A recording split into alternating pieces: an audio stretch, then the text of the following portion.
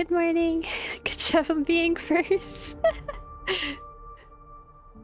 Levy or whatever. I don't know. I think that's how I say your name. Good morning, good evening, good afternoon. I hope you're all having a wonderful day. I'm doing rather bad today, to be honest. I have a really bad migraine. I know I was complaining about having a migraine yesterday, but like it's still here. Hasn't gone away. That's why I changed stream from making cranes to Star Rail story, because that feels easier to do and more brainless than like trying to fold cranes and setting up hand cam and everything. I might do that later this week though and change something else. I don't know. But I don't feel great. So I could be doing better. But I hope you're all doing better than I. And hopefully, I feel better tomorrow. But I still want to stream. It's not like bad enough that I want to cancel a stream, so you know, I'm still gonna stream. Try at least. I don't know if I'll hold up long enough to finish the main story. I'm hoping I can. But I mean, 2 hours, I don't know. 2-3 hours, I don't know. I mean, if you feel bad, you shouldn't stream. But like, feeling bad's like a daily occurrence for me. So it's like, if I didn't stream when I felt bad, then I would just never stream. It's kind of sad. That's my sad reality. It's okay. If it gets too bad, I'll stop. I'm just a little bit like dizzier out of it. A little brain fogged, but I'm still like okay. Another Firefly link? What's that mean? More leaks or something?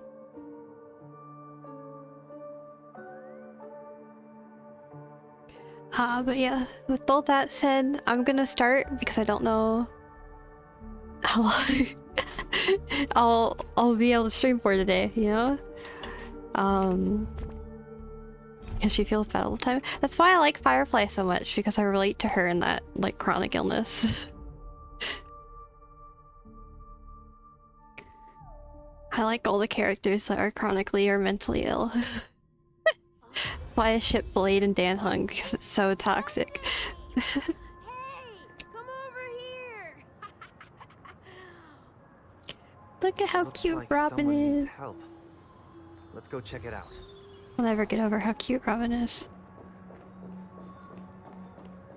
I still need to figure out a team for her. Mr. Sunday. Hey there. Okay, see the moon in the sky? It's about the size of the cap on my soul glad bottle. If I just reached out my hand, I could grab the moon, couldn't I? The moon? You mean the Grand Theater? She's good, but she's not better than your Queen Serval. Yeah. What is that thing? Are you referring to me or the character on screen, Coco? I must be missing that moon. But it's no big deal. The Grand Theater here looks much better than the moon back home. It's just magnificent. Why is the child drunken? Drunken ghost?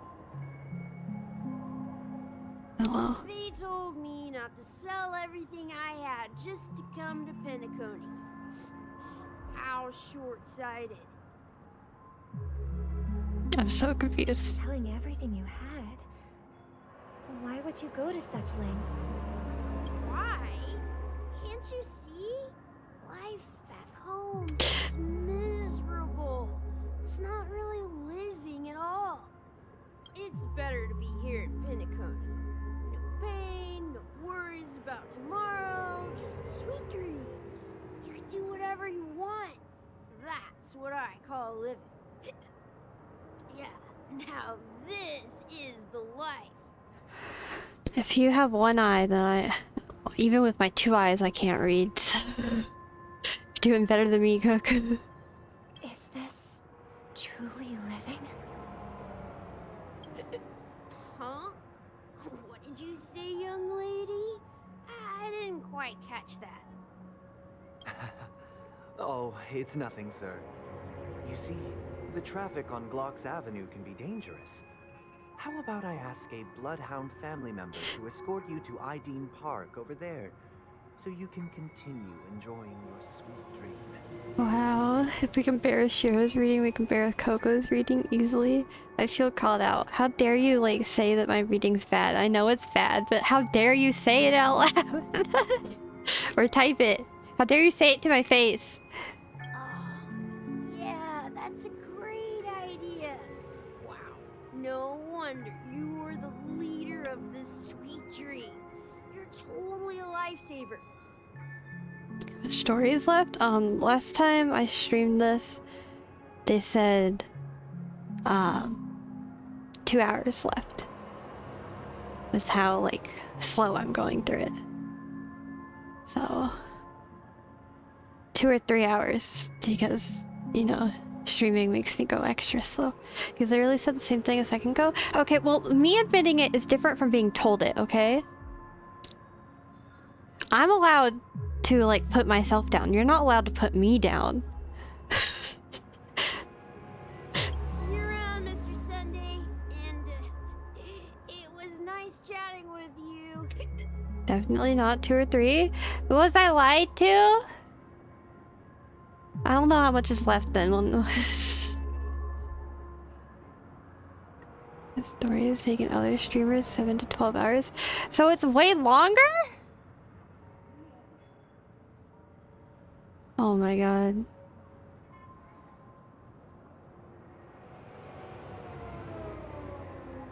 I've been lied to. It's gonna take me like 5 streams to get through this. What the hell? I can't stream that long in one sitting. What's up, sister? I'm about to start skipping. This is the land of the dreams. But why do they live like this? The man we ran into, he doesn't seem happy at all. Even though sweet dreams are nice, they're just illusions.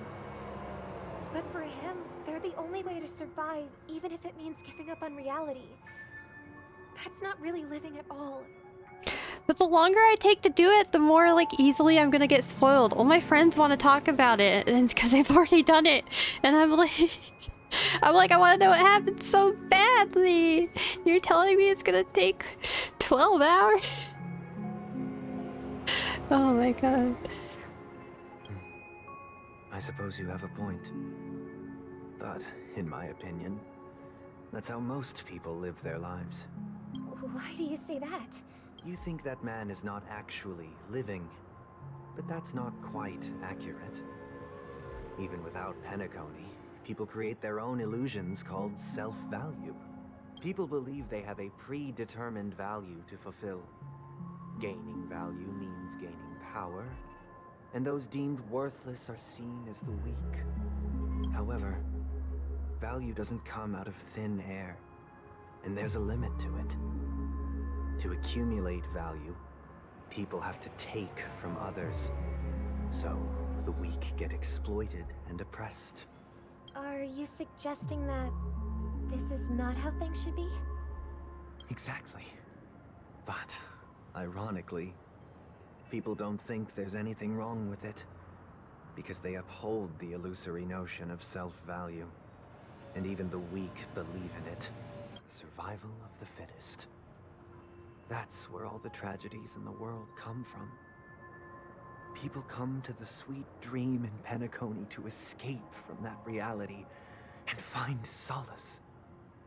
No tragedies exist here, only happiness, although in its nascent form. Isn't that the same paradise we yearn for in our dreams?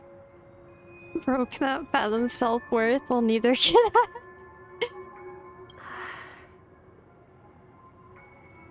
I'm gonna have to fight a lot. Perhaps that man is just an exception. Let's not jump to conclusions. We should experience the dreamscape ourselves, just as I did at Dreamflux Reef. Who the fuck is Yes. Carmen? Seeing is believing. I'll accompany you. The Dream Master hasn't shown up yet, so we have some time for a stroll.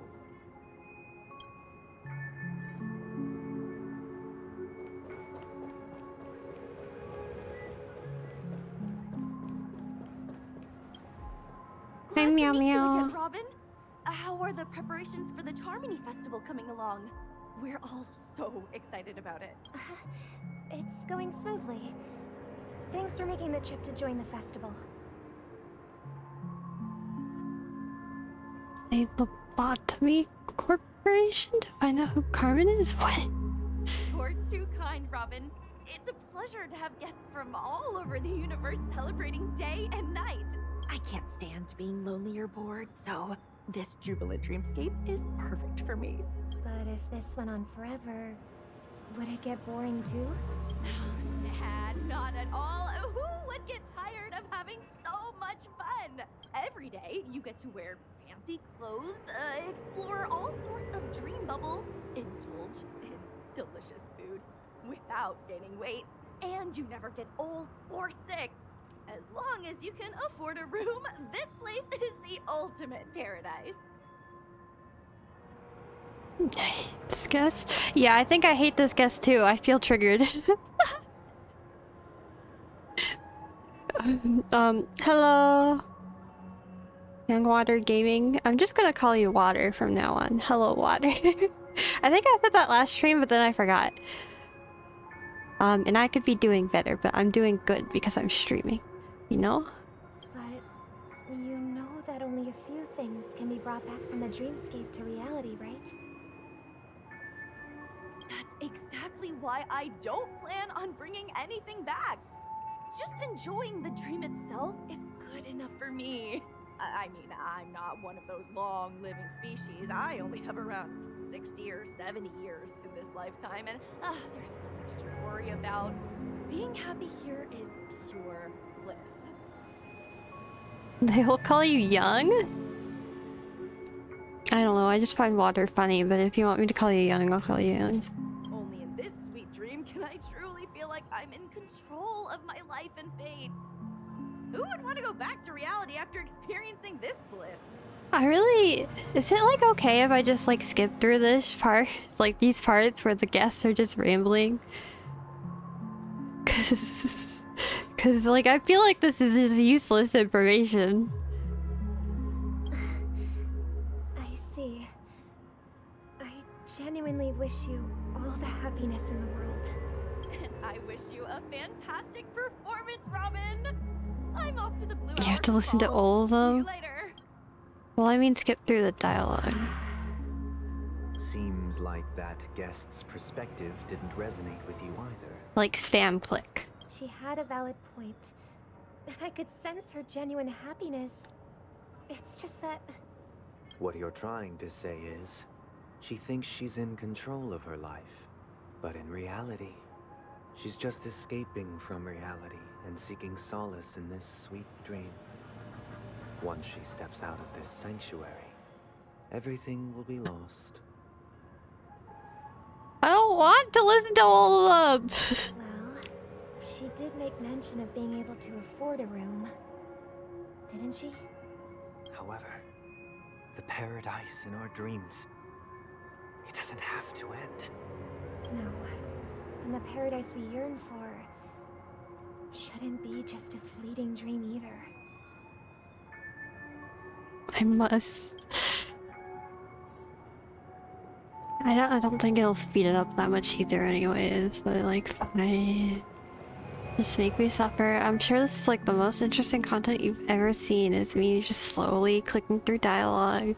The scenery in this dreamscape is truly breathtaking, isn't it? Oh, Robin. Can't believe I'm meeting you in person here. What an honor. You're right. Even though time stands still in this dreamscape, it always feels fresh. I find something new every time. A philosophical mind. I hope I'm not intruding. Oh, not at all. No. With little time left, I yearn for meaningful conversations. It's my pleasure. No need to be formal. Just speak your mind. You said, with little time left. Please, forgive me for being blunt. But is that why you came to Penacony? Yeah. I was part of a war, and while escaping from the Sarkosian mothership, I got exposed to some radioactive materials. And then, all my comrades died, and my hometown was wiped out by neutron bombardments. I couldn't bear to live with everything I knew gone. That's when I heard about a possible solution here, so I came.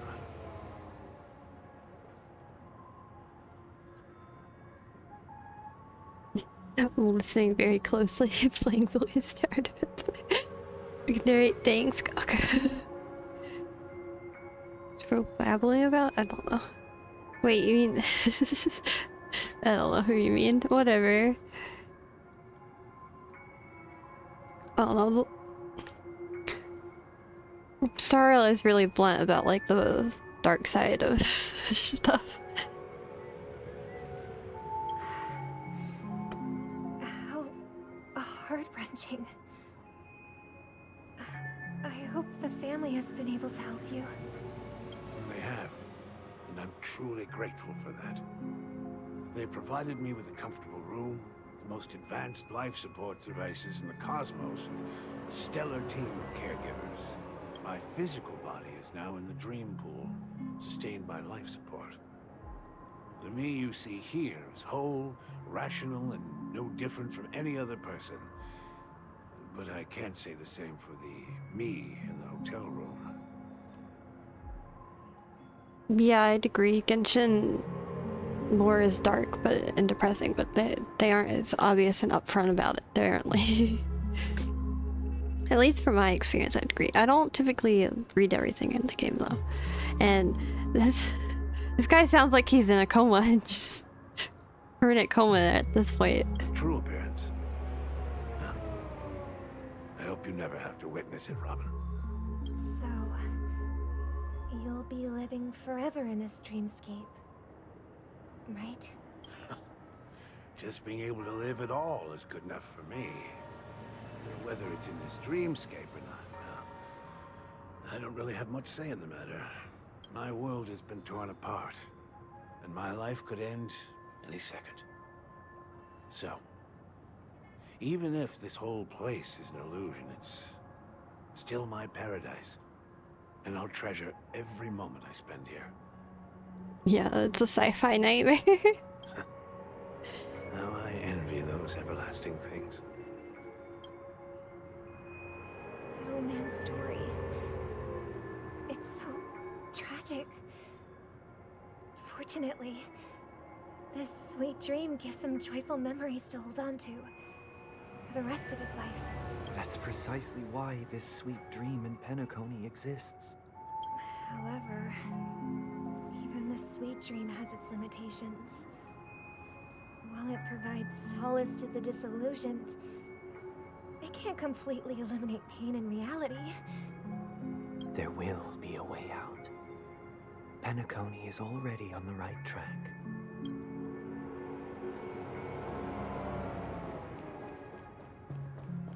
Is that?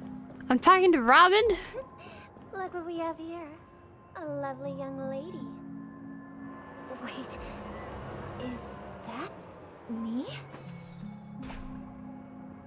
It's Robin! Brother, what a surprise to see you again. Show yourself. Your trick won't work on us. I've heard that a skilled masked fool received an invitation too. That must be you, right? Did you enjoy yourself? Barely. The people here are way too gullible. A little bait is all it takes for them to bite. And they run away at the slightest hint of danger. In other words, they're naive and cowardly.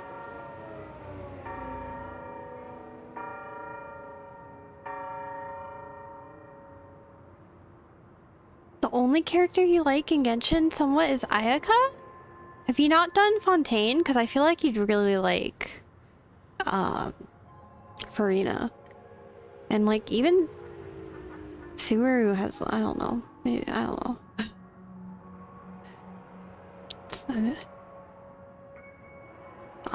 Maybe Genshin just ain't for you.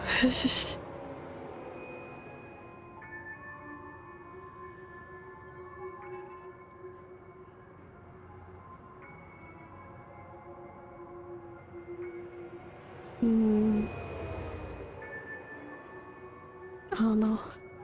I might be like the opposite of that, like the way that it writes things being more mature might make me care less. I don't know, I kind of play games to escape from reality, not really think about reality being dark and depressing or how it could be, you know? Now that you've had your fill, it'd be wise to leave before it's too late.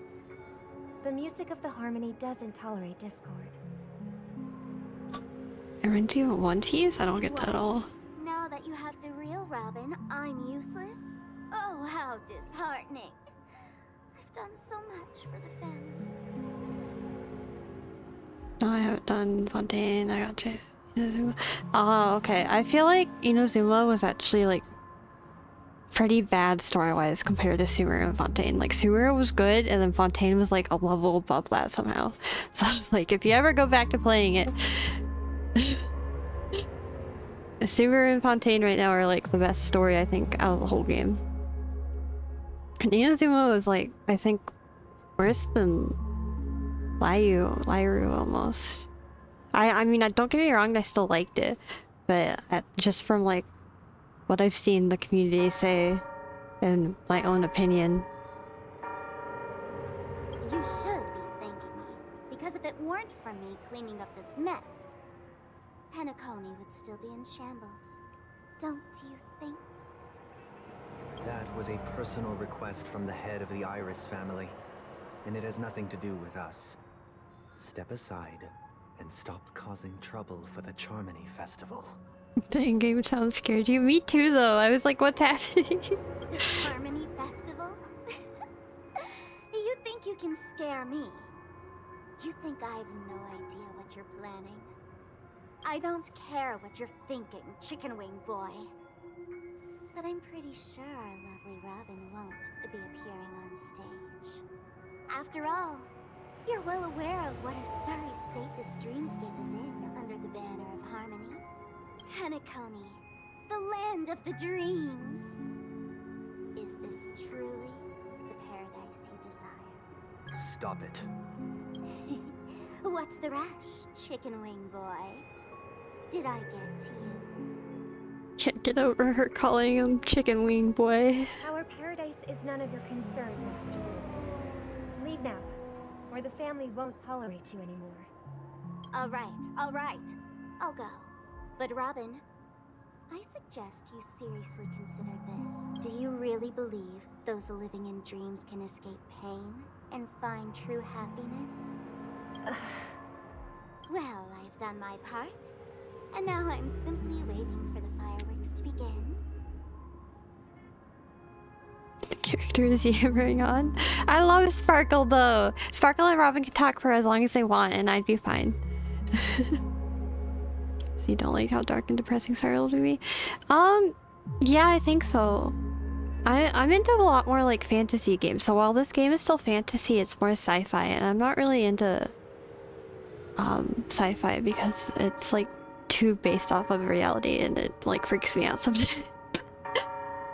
I guess is how I would explain that. That's why I typically play Genshin more than Star Rail. Though I've also been playing Genshin longer. But I don't know, I'm really liking Star Rail, and it gets better with each update, so like, I don't know. I'm a little 50-50, you know, I haven't made up my mind yet. Here, the last two gifts for both of you. And don't lose them. If by some unfortunate chance the Charmony Festival starts against our odds, remember to use them during the show. No, if Sparkle talked to me like this for 30 minutes, I'd just shoot her with her own gun, you know? Start throwing confetti everywhere. start running around her in a circle, you know, have like an ADHD field day.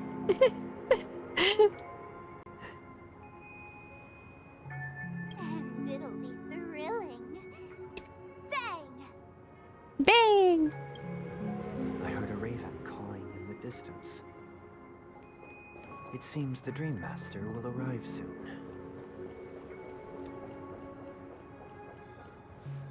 Let's wait here for the Dream Master to arrive. Dream Master! Okay. By the way, brother, I heard you no longer have a sweet tooth. Back when we were kids, you used to steal my desserts. Seems like a lot has changed during my absence. What exactly happened? Well, someone has to stay awake even in this sweet dream. But that someone doesn't have to be you, or anyone in particular. You're carrying too much on your shoulders, brother. The paradise in our dreams. It shouldn't be like this. Penacony is nothing more than a dream. It can't erase the worries and pain of reality, or bring true happiness. It only offers an escape from reality. Nothing more. Why does the bell keep going off? Remember the old man we met earlier? Without this dream, he might have completely lost himself. That might be true, but even without Penacony, he could have chosen another path. As far as I know, the Intelligentsia Guild has been promoting their rehabilitation techniques for a long time now. Bell signifies the dream ending? Does it really? And I've never seen Star Trek, so I have no idea what The it path is. may have been more ordinary and challenging, but now he is receiving hospice care in a comatose state, and his fate is sealed. Is Penacony granting these people a future? Or is it taking it away from them? We done the side quests in Stargirl? I've done most of them, but not any of the Piconi ones. Well, don't forget this. Not everyone really has a future. The future for humanity is like the sky for birds. People mistakenly believe that flight is inherent to birds because they've never witnessed those birds crashing to their death. Now, I kind of felt this coming, but I think I'm starting to understand why people hate Sunday. At least I'm starting to hate it. Do you remember how we took in that little Charmony dove when we were young? Yeah. We took care of it. Provided food and water, groomed its feathers. And later, when I decided to leave Penacony, I opened the cage and set it free. So I did Yukon Quest? I honestly don't remember. I don't remember paying a whole lot of attention to the side quests. Like, I know some of them were really interested to the story, but I don't really remember. Like 3 minutes and I was done. I just don't think I agree with his way of thinking. Well, I didn't mention what happened to it in my letters because I didn't want to upset you. Shortly after you left, it crashed to its death right in front of your window. I had surmised as much. I knew you wouldn't have avoided mentioning the bird for no reason.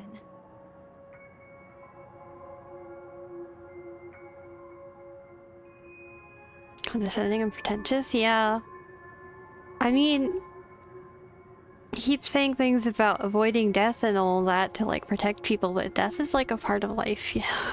I guess because it's a fantasy world, it's really far off for some species, but it's still a part of everyone's life. You can't, like, forgo it forever. It's going to happen. It's inevitable. Despite that unfortunate outcome, I still believe it was the right decision. Birds aren't meant to spend their lives in cages. They belong in the sky, even if they can't fly. But here's the thing. If there are birds in this world that can never fly, can we really assert that they belong in the sky? Are you implying that the same goes for humans too? Let's take the Astral Express as an example. The Nameless made tremendous efforts to bridge worlds, gaining fame across the universe. However, only a few extraordinary individuals can endure such a perilous journey. That's because the pursuit of the Trailblaze exceeds the capabilities of ordinary humans. Otherwise, why would this path be filled with broken rails, an abandoned express, and even a fallen eon? Oh, you're so true though, Koga. Jesus, shut up.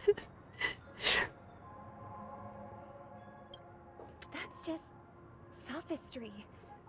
If that were true, then only the powerful would have the right to determine the future. Unfortunately, that's exactly what happens. Another name for the future is self-value. While this world has its fair share of heroes who inspire people and garner admiration for their heroic deeds, the majority of ordinary people will never become heroes in their lifetime.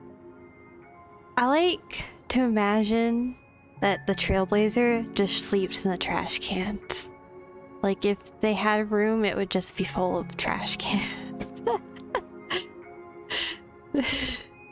So, like, do they really need a room? But yeah, it'd be cool if we had our own room. Or that, like, we could customize or something. Put things in. That'd be really cool. Get things from quests, I don't know. Because I like seeing March's and Danhung's room. It's really interesting. Some are born weak and vulnerable. Some find themselves trapped in unfortunate circumstances. Some fall victim to malice and cowardice. When it comes to survival, everyone is equal.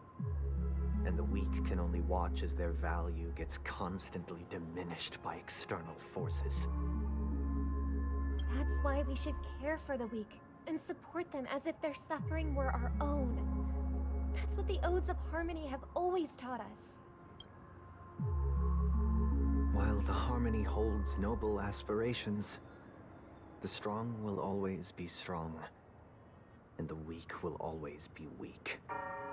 Even in this carefree dream. Human nature contains greatness, but it also harbors inherent weaknesses that can't be eradicated. Yeah, like, this is actually starting to piss me off. Because he's basically keeping everyone in a cage so they can't grow and they can't get stronger. Because you can improve yourself. You can grow stronger. Granted, maybe not as strong as, like, the old powerful family or, like, government or whatever you want to, like, throw in as an example, a billionaire. But you can still, like, change your life from being, like, dirt poor or weak. So, like, it just pisses me off. I hate this.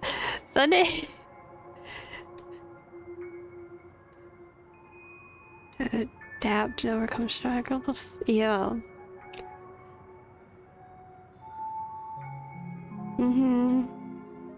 Yeah, I agree, Coco. Stagnation is not a sign we are meant to stay as we are. It just means we lack stimulus to evolve.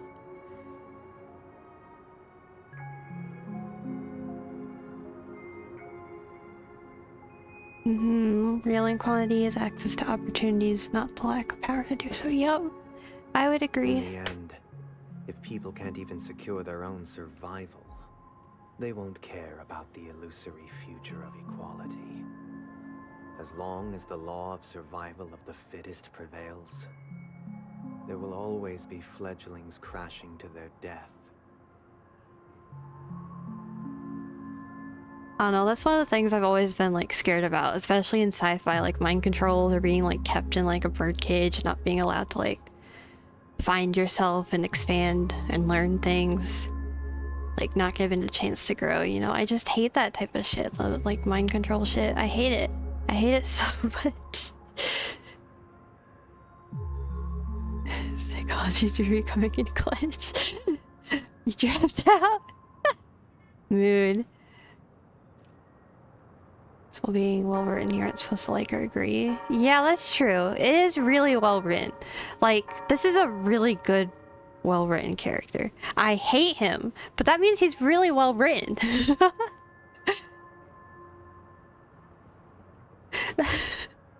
Like, he's so pretentious, but that means they writ him really well. But if people don't live for the future, do they merely exist for survival? If even you, my brother, don't believe that the harmony will save the weak, then which eon can make our dreams come true?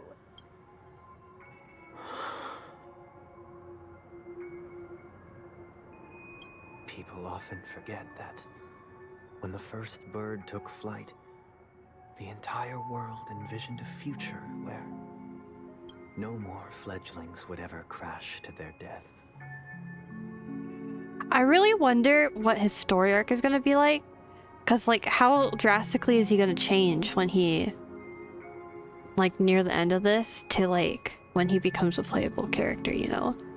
Unless they just keep him being villainous, I don't know. I see him like having to be forced to change in the future. I'm really curious how they'll do that. Because right now I hate him so much. Like, how is this redeemable? How are they gonna make this redeemable? Are you reading, sister? What are you reading? Mr. Gopherwood gave me a picture book. It's about the story of the harmonic strings. If I could become a chord master, I'd like to summon Dominicus, the harmonious choir. I want to sing with everyone and spread our wishes so that all can feel happiness and joy. I see. Then I would summon the harmonious choir too. Don't you have a wish of your own, brother?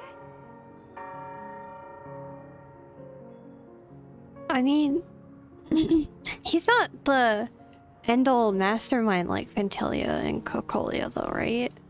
Like there's... Like, he's not helping, but there's another person behind this, isn't there? That's what I thought they were alluding to. But he's definitely more interesting than them. Yeah, I agree. Of course I do. It's just that it includes your wish and everyone else's. I long for a true paradise where everyone can find peace. Then, let's build a stage there and invite everyone to our performance so that both our wishes come true through the power of the harmonious choir. It's a deal then. Yeah, it's a deal. But how can I become a chord master? Maybe you'll have to become a star first.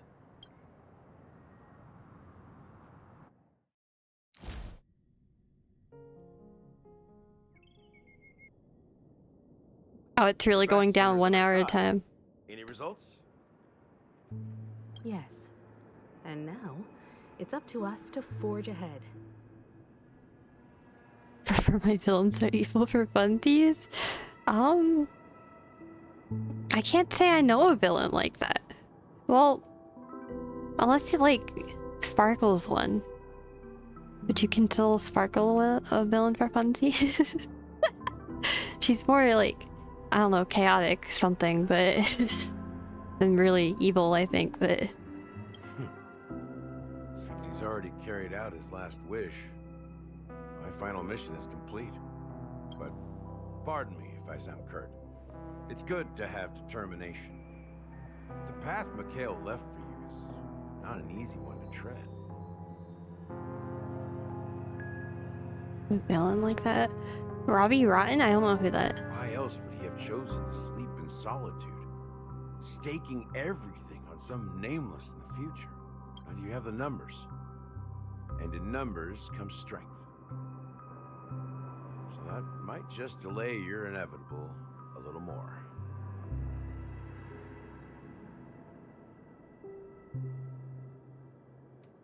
Tingyoung? Didn't they say in like one of their special live streams that Tingyoung was gonna come back and make a return? Or did I mishear that?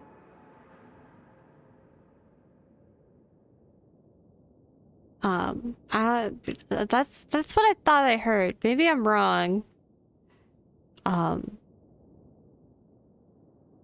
But if I go by that knowledge that I think I remember seeing, then I think she's alive. Probably, yeah. She'll probably come back. At least 2 episodes of Lazy Town? What the fuck is Lazy Town?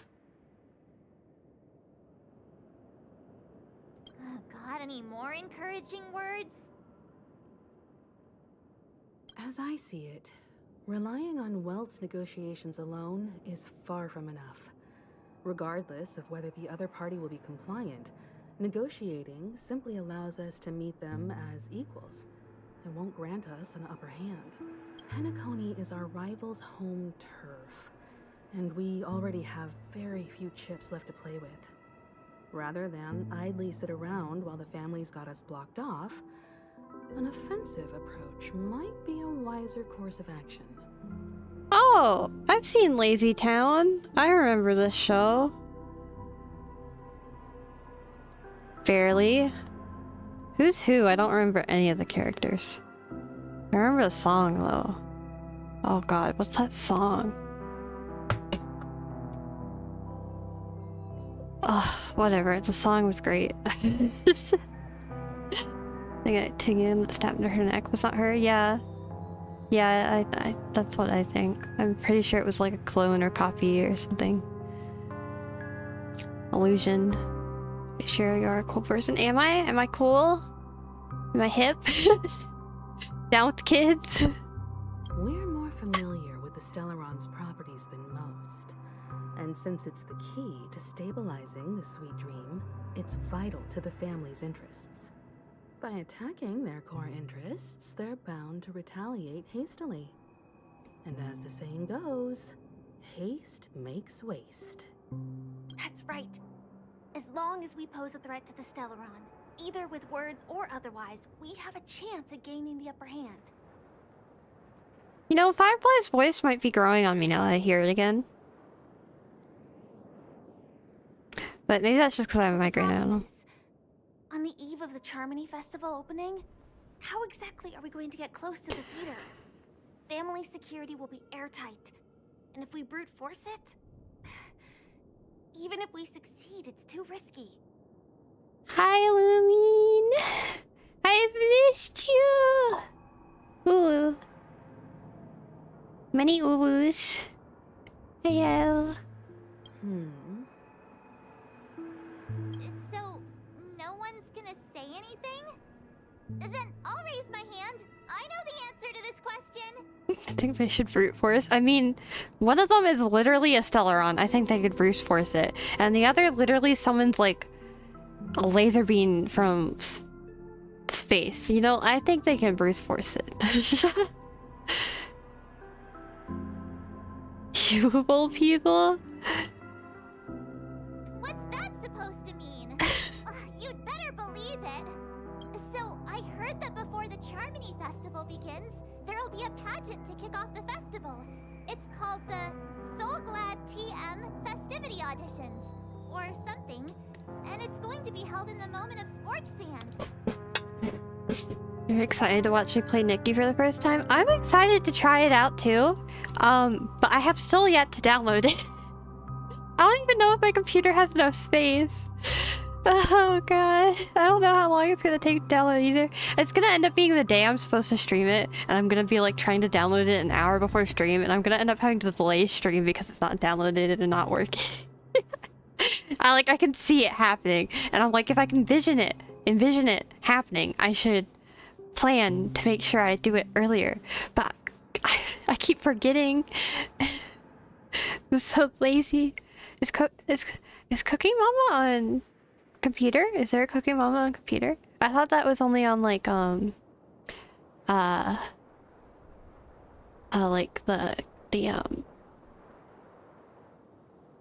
didn't think it was computers. I forget what they're called. But yeah, I'm very excited.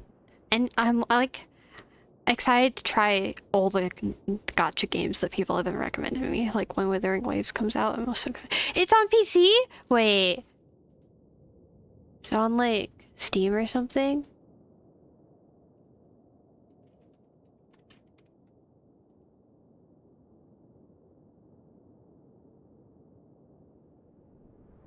It's not on Steam.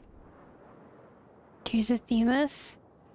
Oh, my friends play that, but I'm real not sure about that one. To recuperation the entire game in one go, no matter how many resets it takes. What does that mean? Also, it is hot. That's what my friends have told me. Getting a new update tonight. Ah, cool. You guys need to be putting the games you want me to play in the game recommendation channel. It's not helpful for you to spam what games you want me to play right now in chat. I'll forget. The second the stream ends, I'll be like, what? You told me to play what? As long as we clinch the top spot, we'll be able to attain the title of Festive Superstar and be able to personally bask in the graces of Miss Robin. Not that that's important. What's crucial is that we can enter the Grand Theater before the audience arrives. No, I will only spam hear them. Well, then I won't play them, Coco. Tears of Themis is good for comebacks because it's court case themed. Yeah, Ace Attorney is what I thought. I'm like, shit, I just play Ace Attorney then. I'm not real interested in Ace Attorney though. I've heard that it's like really good and people really like it, but every time I try to watch it, someone else play it, I just can't get into it. So, how do we go about participating in these festivity auditions? I've already procured special invite tickets from Miss Robin's fan club. Yeah, but the characters are hot. Okay, I'll put it on the list.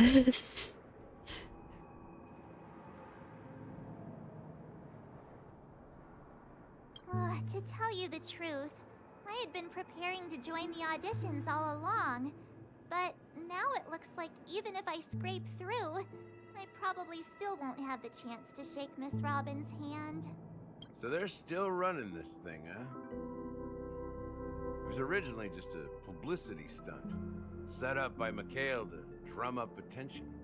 But it looks like it might be worth a shot. I don't know when I'm ever gonna get to like playing other games though, because this is apparently supposed to take 12 hours and that's gonna be like a week of streams alone. Like, hello? Why is this so damn long? We'll follow Marge's plan. Mr. Gallagher, will you be joining us? I'm afraid I won't have the time. As a virtual character, I've already completed my final mission. Whether Penacony can awaken from this dream is all down to you. I don't know whether if I like dating sims. I played Date with Death and I absolutely loved it. So you know, that's a dating sim. So I'm like interested in other dating sims, but I've never played a dating sim other than that. Date with Death was my first dating sim. My first and only. Discord again, I think a minute. It's in the description of YouTube, so it should be in the description of this live stream right now. It's even cooler to me now. It was so good! Date with Death was so good! Should we ever cross paths again? I'd love for you to visit the Express. All right. I'll have to add to that data bank of yours you've got on the Express. And Miss Firefly, we thank you for all your support. We're faced with a formidable enemy. As long as the Astral Express and Stellaron Hunter's objectives are aligned, we're willing to cooperate with you. We've already come this far together. I'd like to join you for the rest of your journey on Penacony. I'm pleased that we can finally fight shoulder to shoulder. I couldn't ask for a better ending. This is also the spirit of the Trailblaze. Now everyone, let's prepare to move out.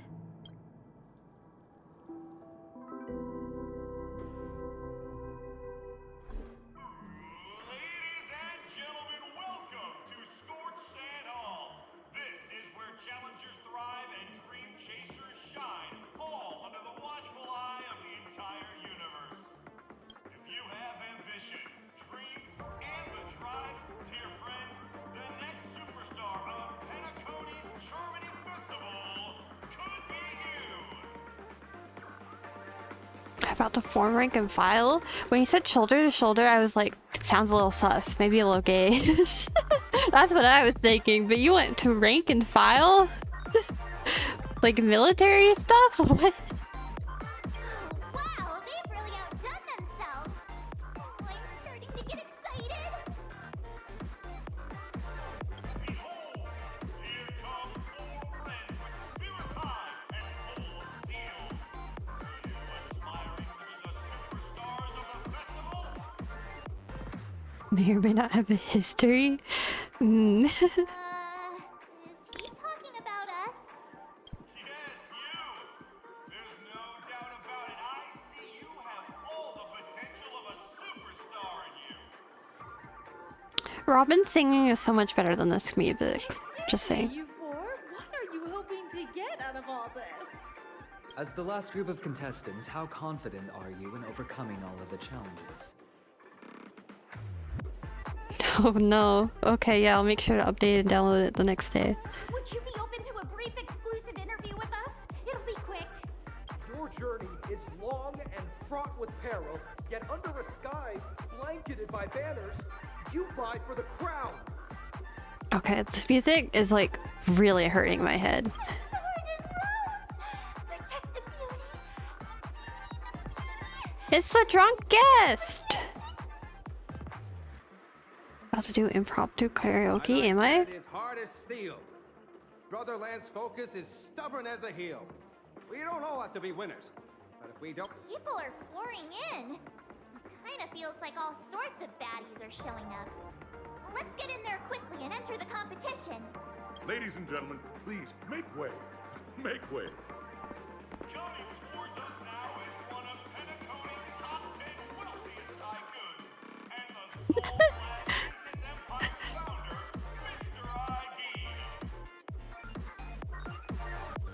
Mr. ID. 2 subscribers to go in enlightenment. Wait, wait, we're that close? Oh my god. Oh my god. I might have to cancel the rest of this week's streams and change it all to the 100 celebration streams. I didn't realize we were that close. Allow me to introduce myself. I'm the director of Solglad's factory, Ideen Lena. My 4 friends, introduce yourselves to the audience across the cosmos. Hello, everybody. I'm Himiko, a nameless from the Astral Express, and these are my companions. Close to what now? I'm close to 100 subscribers on YouTube. And I was gonna do a celebration stream for it. All together, I'm the favorite. Yes, I mean you are my favorite. You have won that title. I'm too mainstream for your taste now? No, don't leave me, Coco. I need you. You're a core part of this community now. Don't you guys need to hide your identities? You can't leave.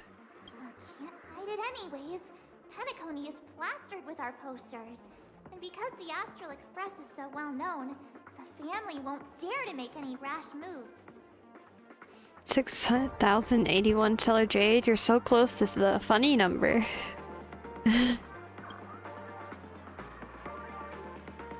I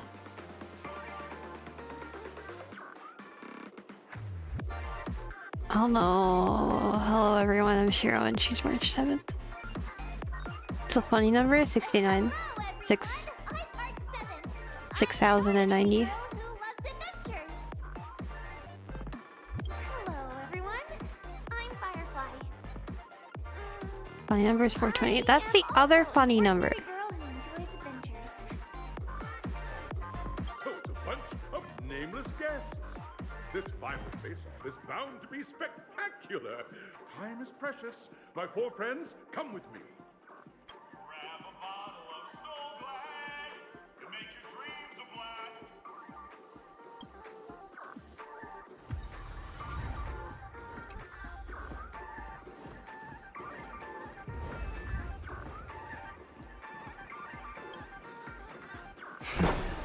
I'm just saying, if we hit, I'm saying this now, if we hit 100 subscribers,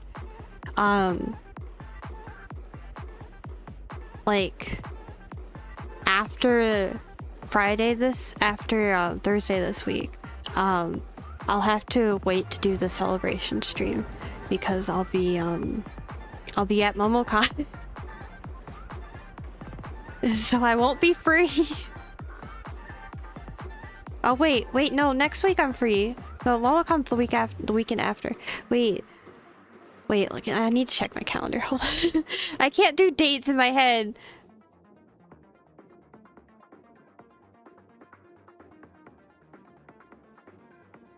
Oh, but okay, yeah, I can't do the celebration stream next week. I have appointments every day that week.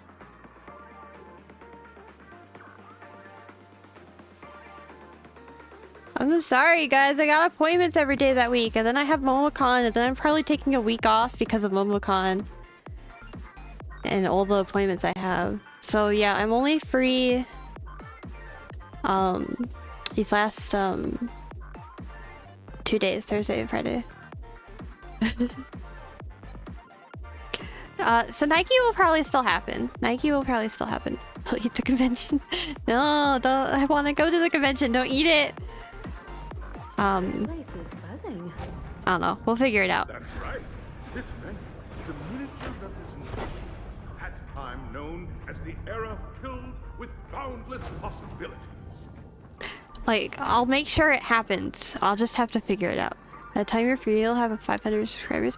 Nah, I doubt it. It's gonna take so long to get to 500, don't you think? It feels like it's gotta take at least a few months. But yeah, I'll do another celebration stream for that. But it's gonna take at least a few months for that, isn't it?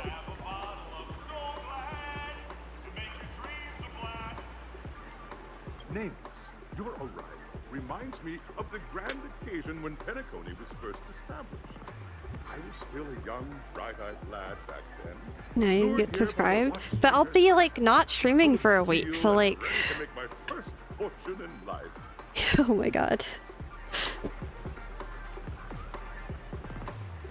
You really think I can get that high in less than 2 months? Not if we make a few ults. Don't make ults. Quite, I guess, to sell that now, yeah. Once, during a particularly grueling day, I passed out and was the dream-chasing era was I wholeheartedly hoped. Now we'd win. I don't know what's happening because I got bored of talking to him. That's the trailblazing spirit. How about you, Miss March? Hello, everyone! Next up, get ready for the Mega March 7th adventure, where I'm going to break the speedrun world record! March would be a good streamer, calling it out. Trailblazing into the uncharted and challenging the limits. That's Miss March 7th for you. I hope that by the end of this journey, everyone will have achieved the outcome that they hoped for. Ah, a wonderful wish! Miss Himiko, what are you expecting from your team? Safety first, everyone. Didn't see your mouth move. Simple words, but full of warmth. George, what do you mean the plague has gone to Lumine? She will forever remain the most favorite person in this chat. And George will forever remain the most hated person in this chat. Nike will be on Friday or Thursday this week or on the weekend. I won't be streaming on the weekend, I don't think. Well, I don't know. If we hit 100, then maybe I'll change my mind. Nike... Hold on, let me I gotta pull up my schedule. What day was it supposed to be? Nike should still be tomorrow. Unless we hit 100 today, I guess. Or just stole my spot. Are you supposed to be the most hated, Coco? I guess he did then, yeah. Waiting for you are 3 stages, each connected to that era. The first 2 stages offer 2 distinct paths to choose from, with unique No, Coco, you are my worst hater. You're still my worst hater. I'm the one that hates George. George doesn't hate me. I hate him. You hate me, so you're still my biggest hater. You know? Capiche? Understood? Yeah, you're the #1 hater. You're still in that spot. I don't hate you. You hate me, but I don't hate you, Coco. I hate George, but George doesn't hate me.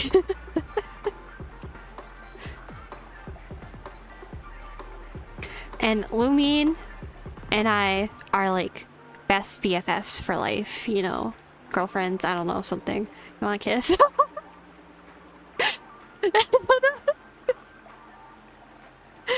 They're my favorite.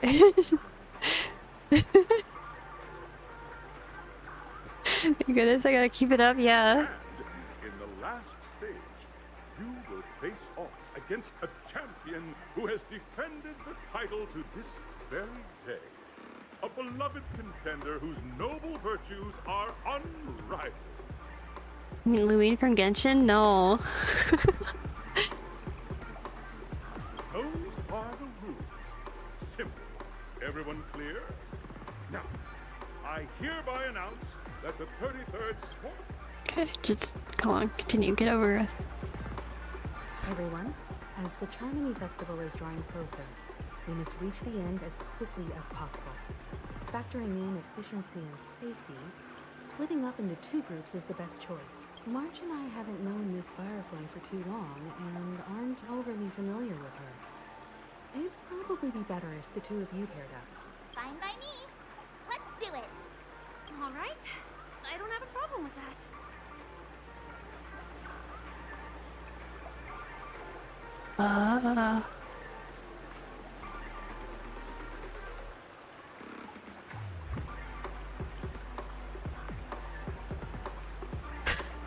Hold up, has any of you even bothered to ask me for any of my consent with this? Time's ticking. Oh, I did not mean to skip that. Let's not waste time. Wow, Marge, I can't believe you said that. I interrupted an old person while they were talking? Yeah, I'm very rude. I do that a lot in this game. Welcome to the first stage of Soul Glad Enterprises 33rd Scorched Sand Festival. Oh my god, shut up. Now, make your...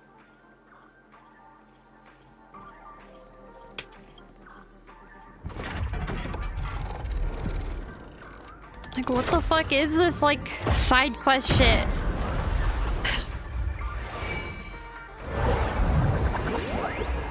There's so many filler arcs! No wonder the story takes so long. Forget to gather chests from this map? Oh no. Track select arena to go to? What? Does it matter? Action challenge? Acting challenge? I don't know. The champion's crown awaits you on the stage. Welcome to the arena of action stars. Can I not come back here later to collect chests or something? Competitors, allow me to introduce them. There are a total of 3 stages up ahead, each with their own. It's worth mentioning that the Time is of the essence. Gotta pick either one. It's annoying, there's 4 areas. Okay, cool. I'll try. Contestants, you are about to confront the monster as dream chasers. Okay, let's just fight already. Come on, shut up. Shut up and fight. Can I auto battle this? I can auto battle this! World cleansing dragon.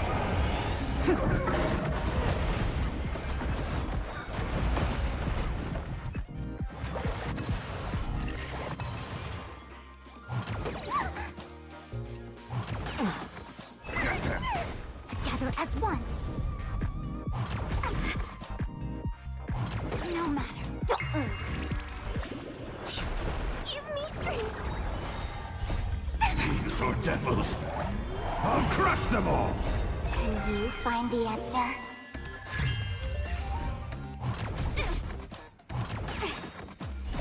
Human creations. Feeling spiffy? Rise! So overkill, but okay.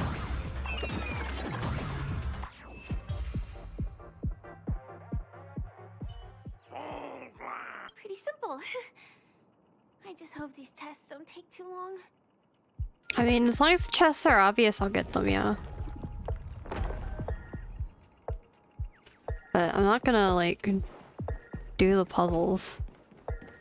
That seems annoying. I'll come back and do them later. The puzzles are always so annoying.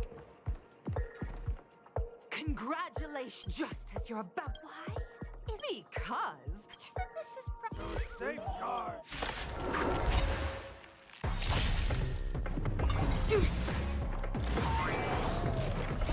World cleansing dragon.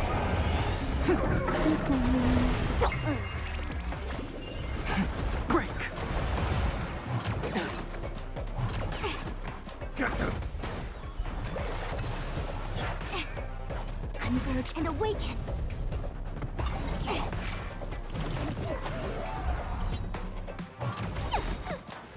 Can you find the answer?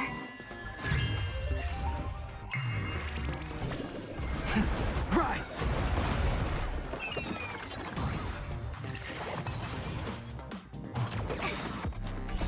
Human creations.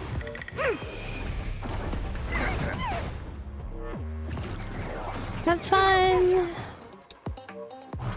We'll be here tomorrow. Okay, I'll see you tomorrow! Have a good rest of your day. Can you find the answer? I don't know if you guys can actually hear me over this. I sure hope you can. Because it's so loud for me. World cleansing dragon.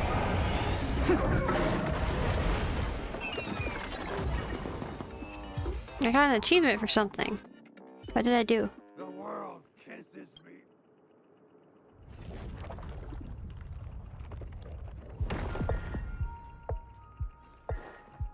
Well, there's a bird.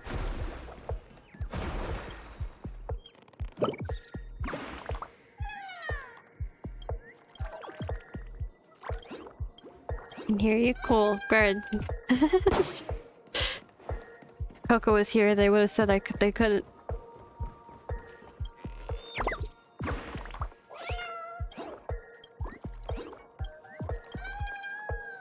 Bird! Oh, I can't go up there next. Okay. Die.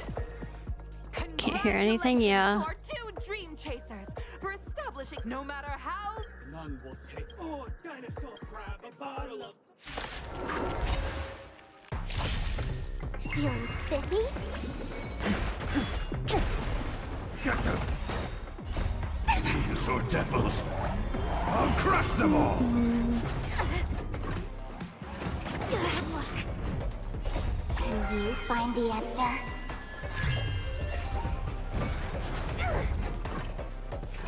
Like that, huh? Converge and awaken. Human creations. Rise. World cleansing dragon. Yes, the Tyrannosaurus. I pronounced that so wrong. Are wearing the chef's hat. Aren't they T-Rexes? Break. I don't know my dinosaurs.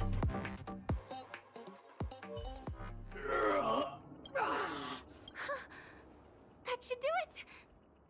Okay. Let's go. Mr. Yang is waiting for us. Tyrannosaurus Rex? Isn't this fight way off from the actual storyline? Transforming into a dinosaur isn't imaginative after an extended in the years that follow. Looks like we won. Let's hurry up and get to the next stage.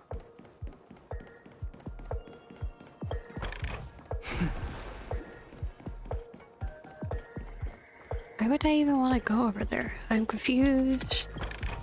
Confuses me. Congrats to look at the time. Okay, all of this is just You have the option to now.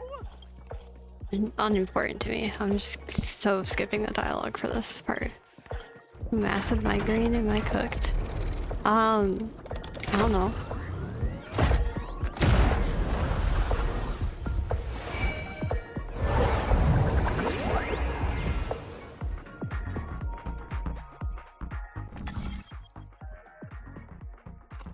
Let's do the first one first.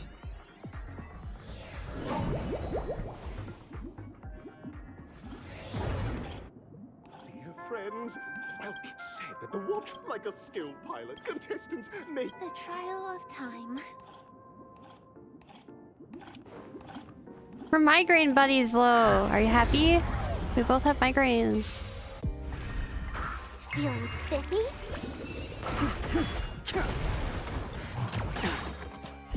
World cleansing dragon.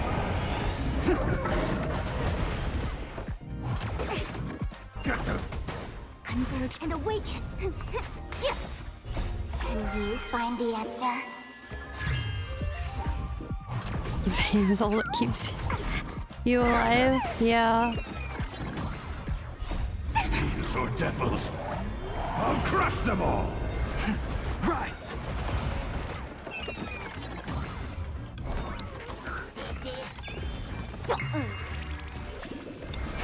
Break. World cleansing dragon.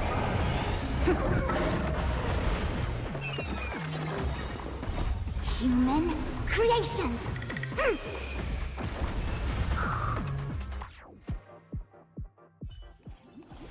The consequences are mine. It's all yours.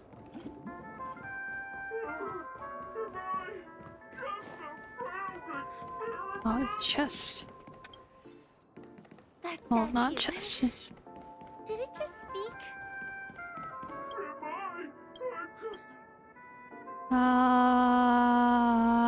Doesn't matter.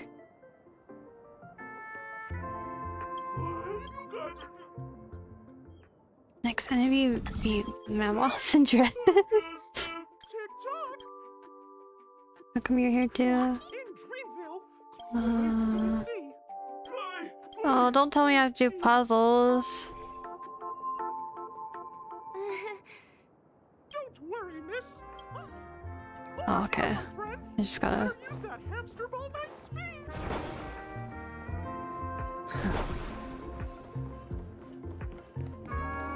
This must be one of the missing parts that Big Tigger needs. We're here.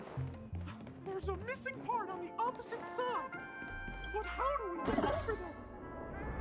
There's also a dream side left here by a Dreamweaver. We're running out of time.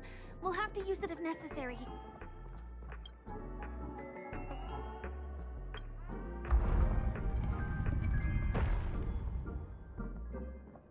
Did you say? I don't know. I wasn't paying attention.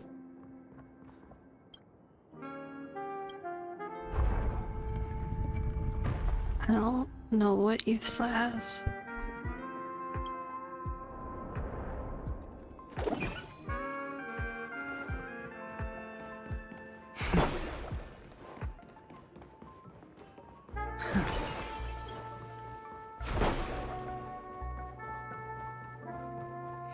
Tick-tock! Do I hear something? Oh, a roasted! Come on. I just want to get through the section. This feels like so much like a filler episode. Find the answer. Rise.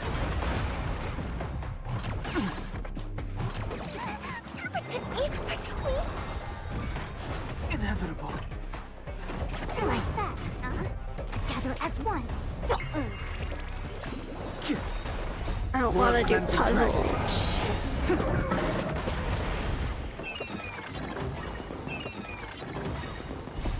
These or devils, I'll crush them all. Can you find the answer? Get them.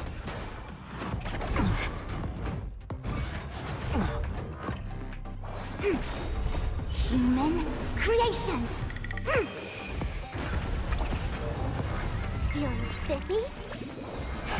Break. World cleansing dragon.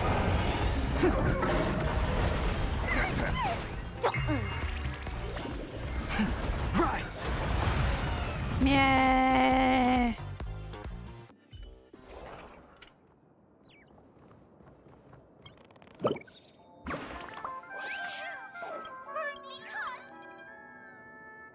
An inner self fragment belonging to the Sweet Dreams troupe? This is just too surreal. Oh, chest! Chest!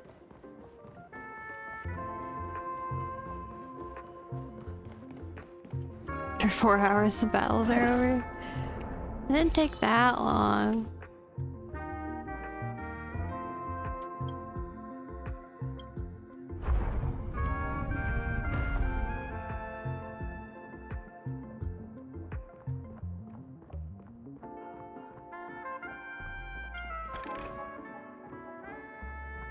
But yeah.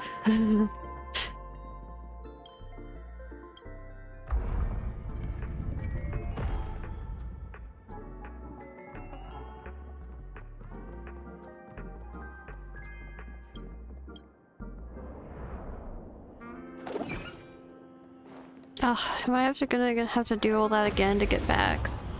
So annoying. Feeling spiffy? Can you find the answer? Break!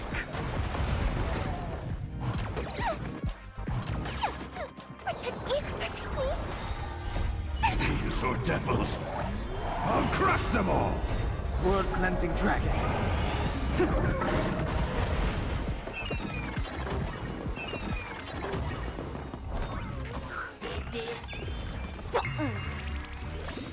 Can you find the answer?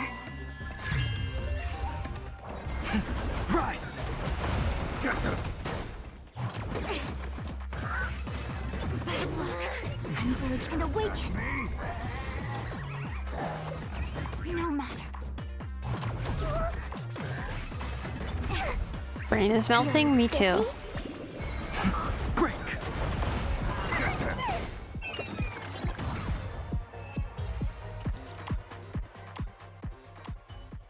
Mine too. Consequences are mine to bear.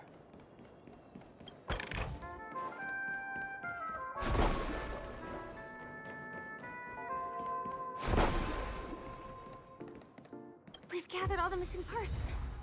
Let's hurry back. We don't want to keep Big Ticker waiting.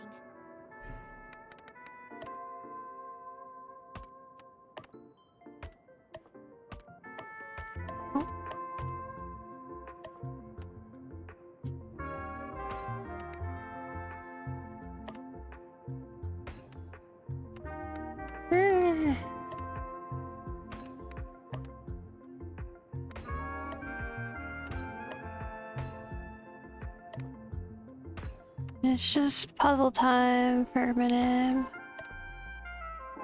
Can I rotate? Okay.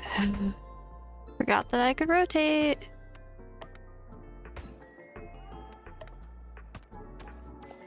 Whee! Continue my story, my characters just get annihilated. Aw, that sucks.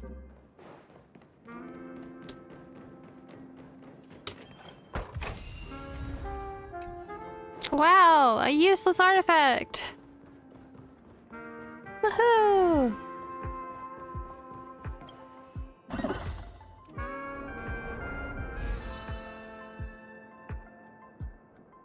Hello! Welcome to the mind brain melting part of the story where we just go numb to everything.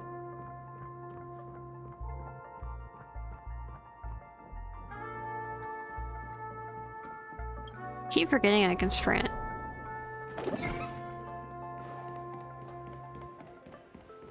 Oh, there's a chest there. I almost missed it.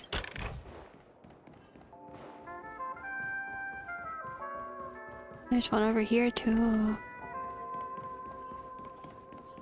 What are you outside?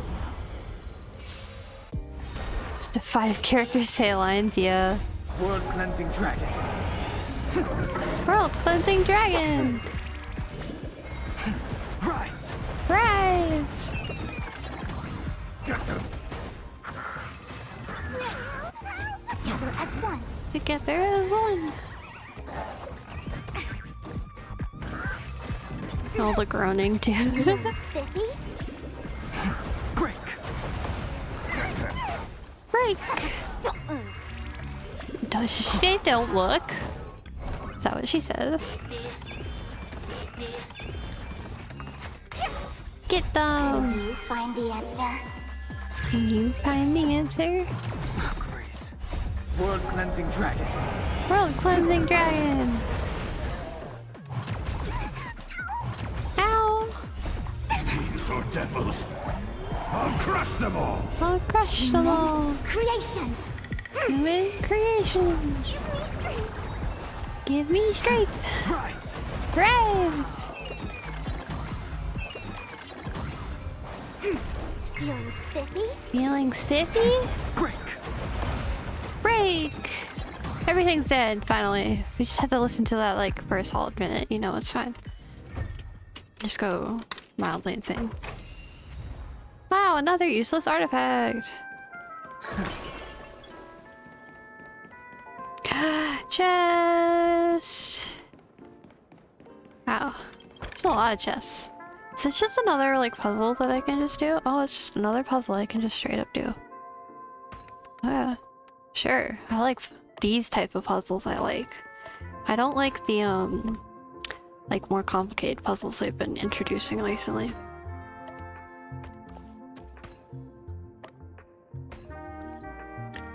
Green will level up with this, won't it? You understand what I mean now when I'm like, when I'm like, oh my god, shut up. Just the music alone makes me sensitive, and now I have to listen to all this. It's like sensory overload plus migraine. Oh, it's awful. It's all yours. We're back. Yay! I got everything. So why can't I sub on Twitch? I don't know. Why can't you? I don't know much about Twitch. I stream on it, but I still don't know much about it. So like, I wouldn't know why you can't. Oh, I hate these puzzles! These puzzles suck.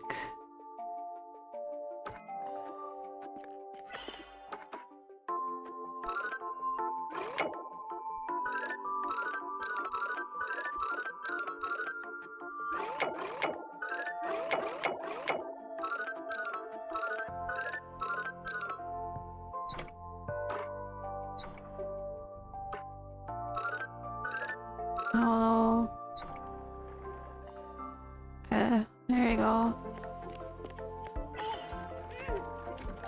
What's going on? Oh no.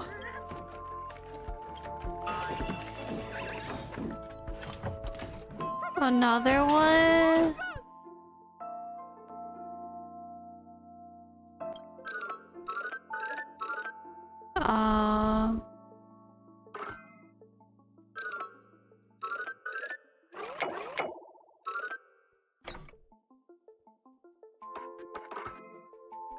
There you go.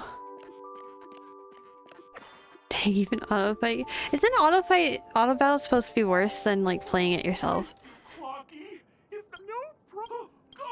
It's all done. That's what I've been told at least. Victory's in sight. Let's head to the final stage.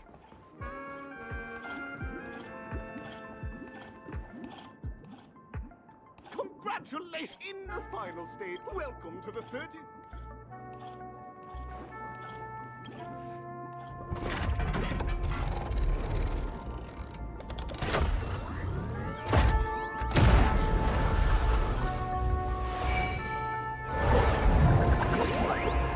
Whee!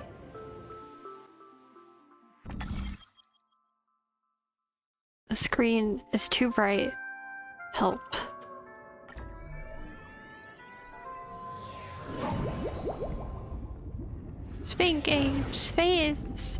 Space and core and I don't know. I can't say it. I give up. Words are failing me.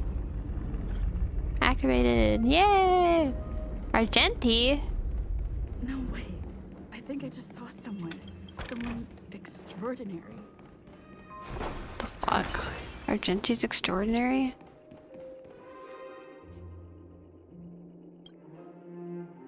Are you a knight of beauty? Why does he have no voice acting? Ah.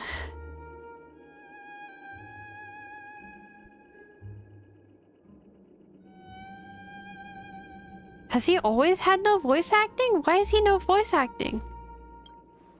Is it because is he not the real one? Is that why? Rose mute? Is he mute? Is that like canon? Have I not known this? What? I'm so confused. Busy saving the world. Like to make way, please. Work on YouTube. You have the membership thingy? I don't have the membership thingy. I have Streamlabs donations, but I don't have I don't qualify for memberships yet.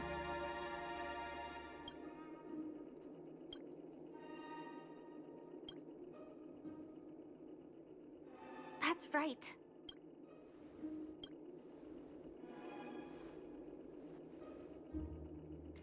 If I'm not wrong. Actually...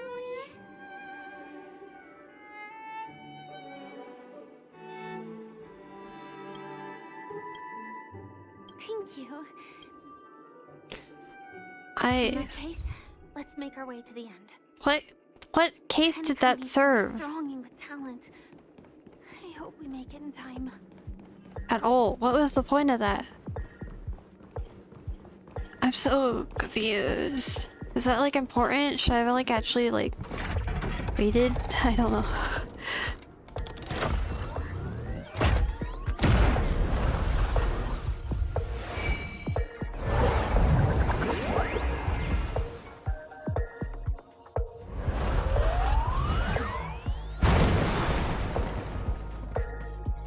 There's too many special effects going on.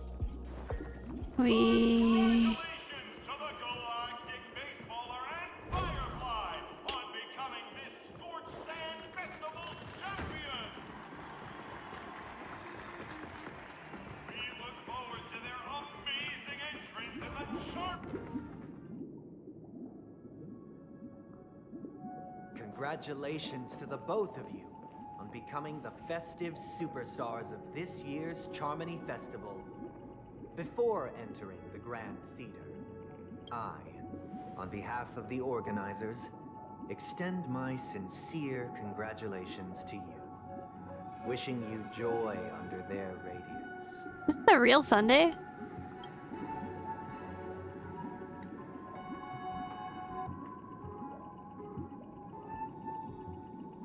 What are you doing here? As previously promised, my sister, Mr. Yang, and I have met with the Dream Master. We delved into the truth about Penacony and its Stellaron, and have come to a consensus. Is this where I fight him? Both I and the Oak family cannot acquiesce to your request. Just as expected. We acknowledge the perspective of you, Nameless. Penacony does require change, but not as you propose. The planet of festivities cannot and will not revert to a place characterized by chaos, disorder, or anarchy. Through your journey of overcoming obstacles, you must have glimpsed the essence of that era. The vulnerable ruthlessly eliminated, equality non-existent, common folk living precarious lives, eking out a dreary existence. Ultimately, only heroes like yourselves manage to achieve success. But I would dare ask, if you did not possess the special status of having a Stellaron, and you were but an anonymous and frail member among the masses, which Penacony would you prefer? A dystopia for the survival of the fittest, or a sweet dream paradise for all?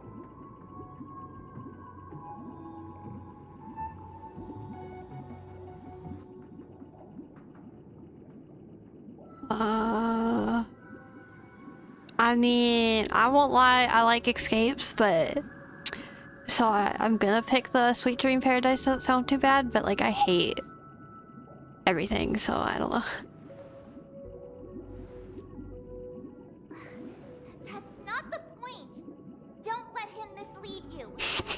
Mr. Sunday, even if the members of the Oak family can't fully agree on what to do about the Stellaron, now's not exactly the time to be holding an extensive discourse about Penacony's past and future, is it?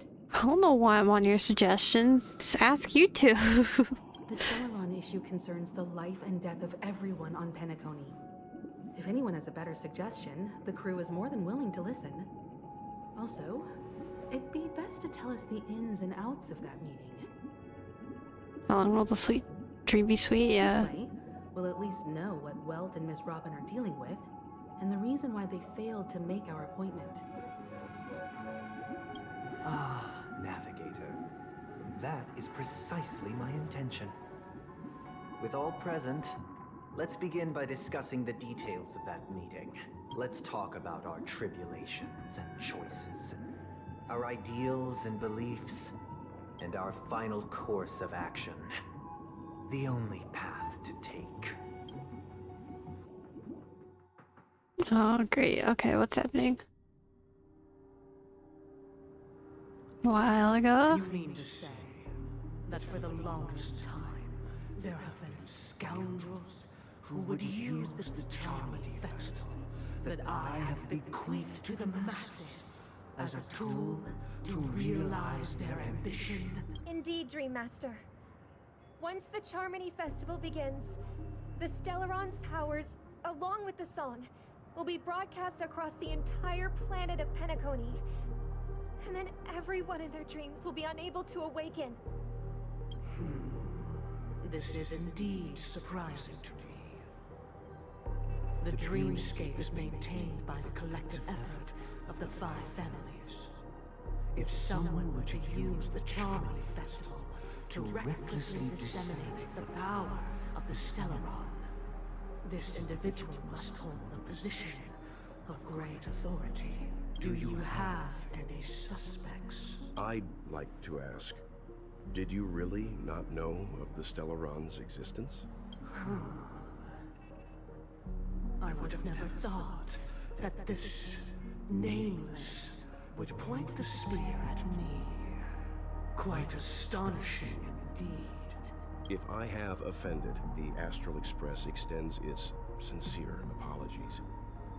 But the current circumstances are dire and leave no room for meticulous inquiry.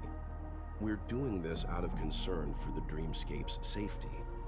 So, if you could, please alleviate our concerns. Dream Master, it's just to prove that the Charmony Festival has nothing to do with the Stellaron. If we're being overly cautious, I will return to the stage to offer tribute in song. Yeah, this is Honkai style. Sunday, Robin. I've watched you two grow up and know your dispositions like the back of my hand. Both of you, right now, can surely be lauded as their most devout advocates.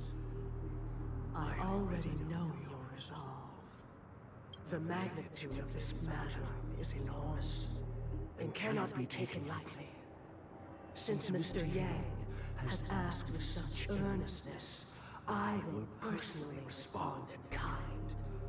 If there is a need, the entire Oak family will be mobilized to heed your call. Someday, might I ask you to beseech them to cast their light unto me, and question me in their stead, so that no lies may be concealed? I will do as you command. Robin, could I entrust you to be present as a witness, to document the truth, and to proclaim my innocence, so that all slander may be utterly dispelled? I will do as you command. May thy will be carried out on earth, just as it is in the heavens. Oh, triple-faced soul, please sear his tongue and palms with a hot iron, so that he will not be able to fabricate lies and make false vows. Let us begin. There is nothing else to prepare. Understood? Question. Have you devoted your life to your god, never worshipping other gods? Getting close to what? Naturally. Do you love your god as you do yourself? Always heeding their admonishments? Naturally. Have you strayed from the path expected by your god, betraying their name? Never. Have you ever been inordinate with your asks of your god, coveting more than the foundation of the creation itself? Never. Then, a final question. Do you swear to fulfill all vows, past, present, and future? With the Eon as my witness, if I do not deliver on my words, or if I renege on my vows, may I be cursed in accordance with divine law. They have seen your faith, and have endorsed your faith. With this, it can be evidenced... Just a moment. What is it, Mr. Yang? I have another question. To my understanding, the family's harmony and prosperity have never relied on so-called divine laws. The god you both mentioned, are they truly Shipe? Mr. Yang should know that those belonging to the family toil together as if they were kin, embracing solidarity and unity under their light. All duplicity is laid bare before the harmony. Such a delicate and complex symphony. Which other god could perfectly harmonize this, if not for the great one, Shipe? I mean, you need to get your rose-filtered glasses off and see the big red flag that's Sunday. Perfectly harmonize it. Therein lies the problem. It isn't an outsider lurking in the shadows who changed the harmony, but a dissonance that has surreptitiously emerged from within this very symphony itself. In the distant past, there existed an Eon. With one flick of the wrist, they crafted the laws of the cosmos. Their followers formed the Beyond the Sky Choir, spreading solemn and reverent hymns throughout the universe. You can fix it? Uh-huh. Later, they fell. The route traversed by this Eon clashed with the harmony, ultimately being absorbed and fused into it. The chorus that once reverberated across worlds fell silent, and when it echoed anew, it was transformed into the hymn of harmony. Though an Eon may perish, paths with no masters still linger. In the all-forgiving harmony, echoes of bygone dissonance may subtly arise. Mr. Yang, being overly astute can be a detriment. Especially when you find yourself alone and without allies. So this is how it is. For the sake of our grand cause, Sunday, please afford these two an opportunity to rest. What? Oh no.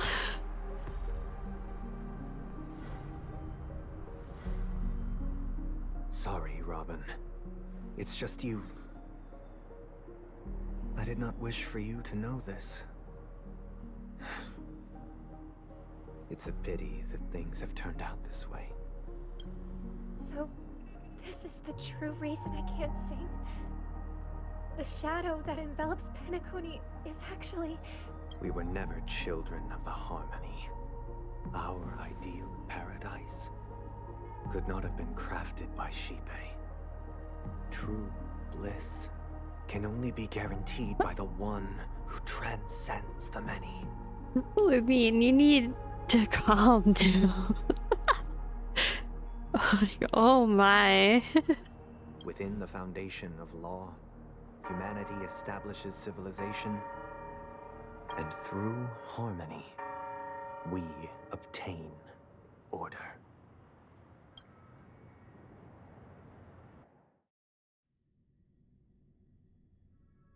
Unbelievable. To think that there would be remnants of the Order on Penacony. What have you done with Mr. Yang and Miss Robin? Don't worry. I just gave them some time alone to ponder their fates. You should know that these actions make you an enemy of the Astral Express. You're about simping Sunday? No! I hate Sunday right now. Louis needs to chill. Like, yeah, he may be hot, but like, oh god, I hate him. Should we need to stand against the Nameless, it would only be myself and the Oak family involved. But we haven't reached that point yet, have we? Your efforts for the justice of Penacony are evident to everyone, and have been widely observed. To talk terms with us? Stop beating around the bush and get to the point. Patience is a virtue. However, I won't hold it against you. On the contrary, I'm here to make my intentions clear.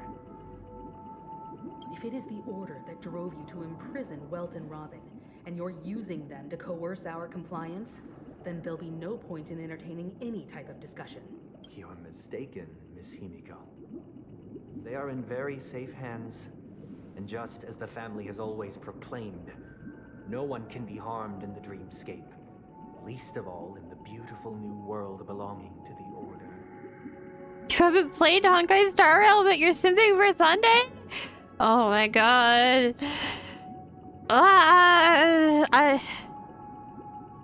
He's just a bastard. Oh, he's a pretentious little bastard. Oh. Penacony and the entire universe have witnessed far too much innocent bloodshed. The strong wield their blades against the weak, and the victors push the vanquished to the brink of life. I'll definitely be playing Withering Waves when it comes out, but I don't think it'll be next week that I'll be playing it because it will be busy. But I will be playing it eventually. It's on my list. It's planned. A hot bastard, yeah. Your I can fix him is definitely trying. He needs a lot of fixing. He needs a lot of help. Natural selection. The world abides by this principle, establishing the well-being of humanity atop the corpses of the downtrodden. Only we, or rather, I, possess the power to put an end to this farce. You're gonna cut his hair? Why? His hair looks so nice. I love long hair on men. I'm coming for Sunday. You fixed Skara? How'd you fix Skara? So you've decided to resurrect a dead Eon? No one's ever done such a thing. Oh, that's what they're doing? If Miss Himiko is interested, let's draw back the veil and speak candidly. I've always firmly believed that people can understand one another through peaceful means. I just want to smack him. I'm willing to divulge the unembellished truth as to the intentions of the Order's Pathstriders, so that you will make better judgment for the Astral Express, for Penacony, and for this stretch of the universe. No, I can't smack him, or like what? Everyone, let us retrace our steps and see once again where this road leads. Huh? Where'd he go? Welcome. This isn't any location in Penacony's dreamscape. It's my inner world. The reason the scenery before you remains unchanged is because your consciousness has drawn on similar concepts to fill in the gaps. Imprisoned us? Did you do the same to Welt? It's a tuning process. Stronger in effect and more draining on the mind. The gray-haired guest has experienced it before, so she should understand what it entails. Tuning allows you to intuitively grasp my feelings, which also means that I cannot hide anything from you. Now, everyone, please look at the huge screen. The road we once took begins here. Oh my god, there's some beef in chat right now. From this point on, you will witness the numerous decisions I've faced. I've selected a portion of these to share with you. I believe after going through similar predicaments, you'll be able to better understand my thoughts. Let's begin. The first decision. A story about a baby bird. He's not seriously gonna retell this whole story to us, is he? This story happened when Robin and I were very young. We were victims of the Stellaron disaster, and the family's Mr. Gopher Wood, who would later become the Dream Master of Penacony, saw that we siblings had no one to turn to and took us in. Later on, Robin and I lived a time with nary a care in the world. One day, after dinner, while my younger sister and I were lounging about in Mr. Gopher Wood's yard, we spotted a fledgling Charmony dove all on its own.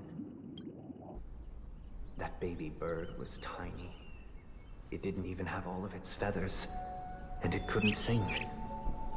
When we found it, it was already on its last breath, having fallen into a shrub, probably abandoned by its parents. We decided to build a nest for it right there and then.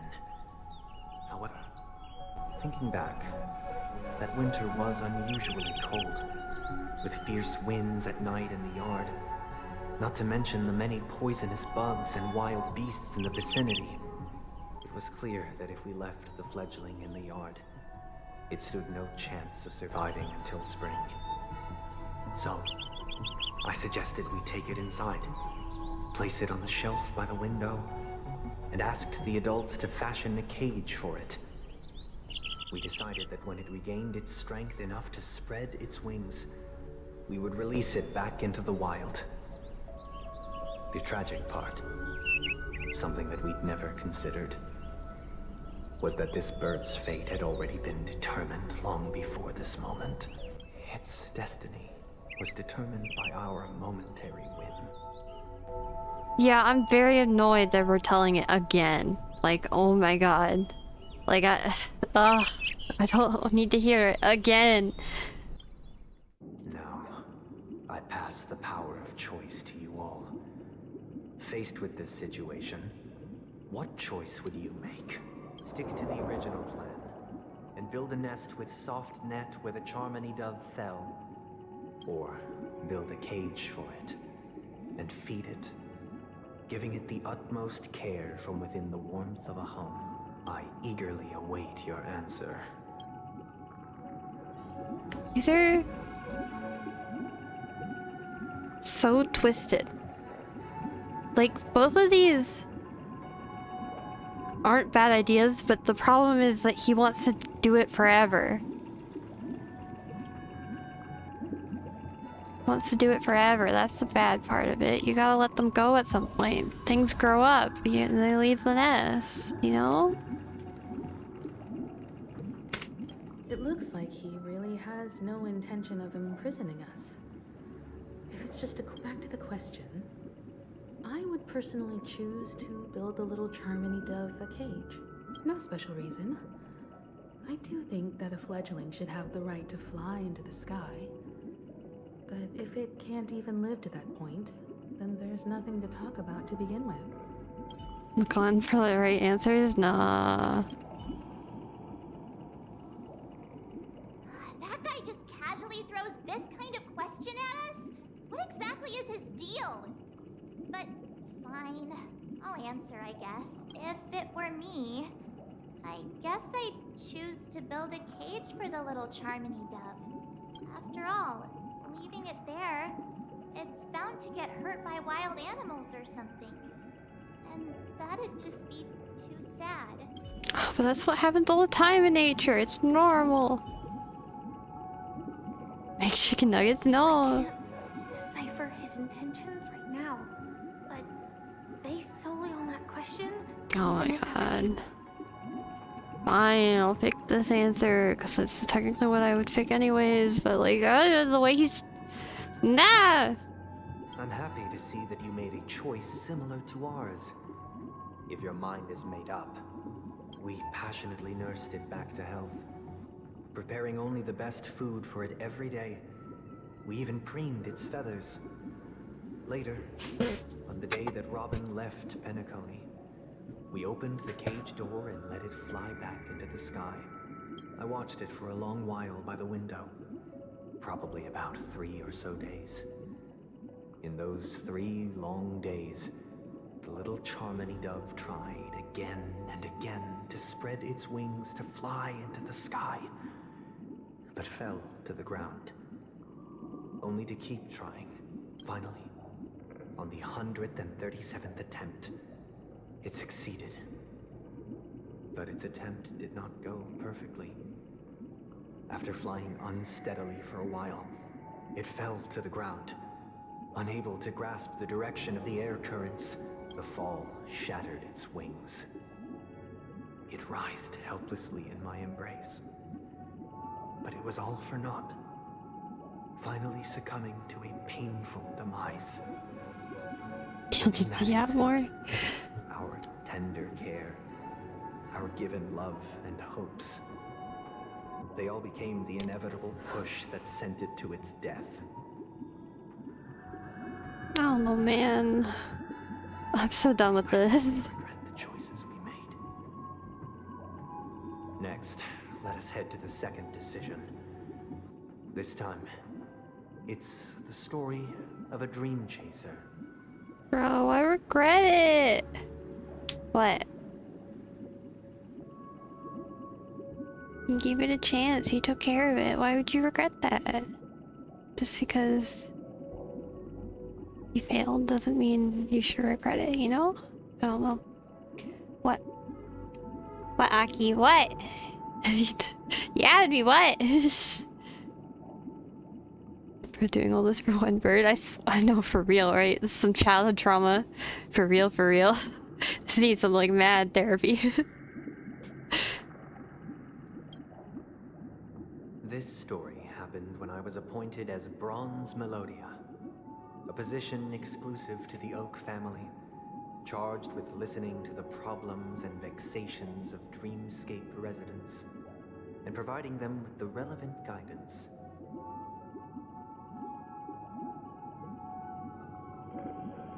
It's 5 people tried to a Honkai style. Honkai reel, pull the switch, a VTuber gets hit with stupid. Yeah. It was during that period that I had the opportunity to hear voices from all corners of the dreamscape. Joy, sorrow, arrogance, regret. The complex tapestry of human nature that formed the world. And I was fortunate to catch a glimpse of it. I don't know, my day could be better. As I said, I've had a migraine, but it's going pretty well because considering I'm streaming and I'm having fun talking to all of you. But the only thing I've done today really is stream, so while I've been awake for hours, I've done like nothing else, so day's pretty good if I don't think about how like much time I'm probably not doing stuff. He was a dream chaser and an illegal stowaway.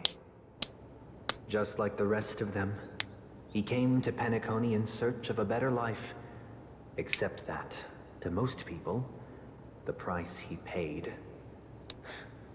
I suppose you could say it was everything. He told me, I sold everything I could at home.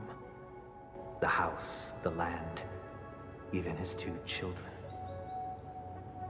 He said he could not afford to raise them, and that at least they could eat if they lived as slaves. He had a plan in place.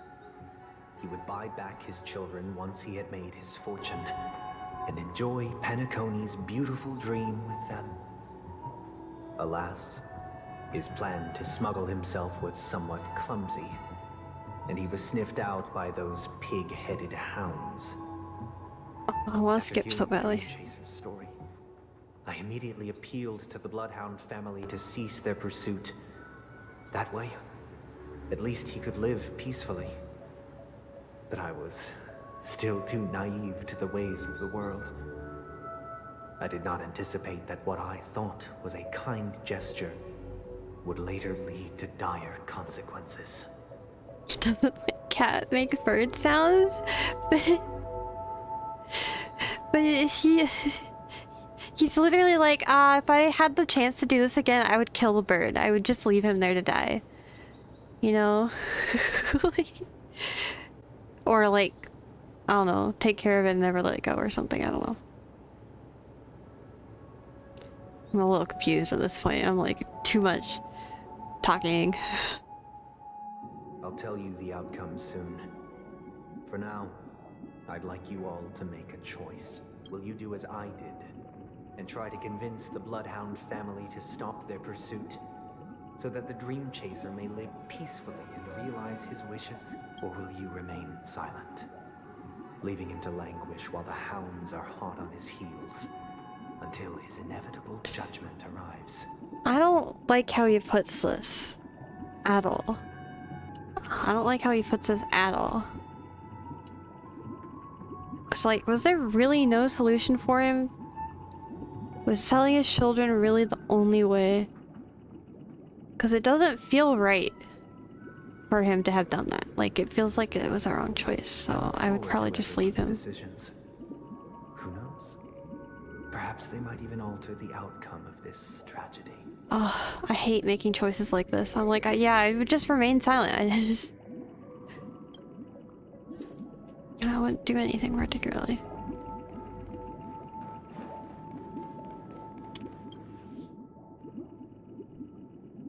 Yes. It seems you, like me, are pondering whether a different choice could have led to a better outcome. Sadly, his fate would only be more tragic.